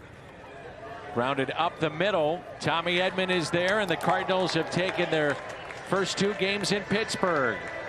The final tonight, 12-5, and they'll look for a sweep tomorrow. Well, 15 hits in the ball game. The Cardinals were able to pour it on. Jack Flaherty punches out 9 in his 6 innings of work. A lot of good things here out of the Cardinals here. You win another series, but you're right, Dan. It's on to try to sweep this thing tomorrow. And we're off to the post-game show. Final of 12-5. Post-game show comes your way next.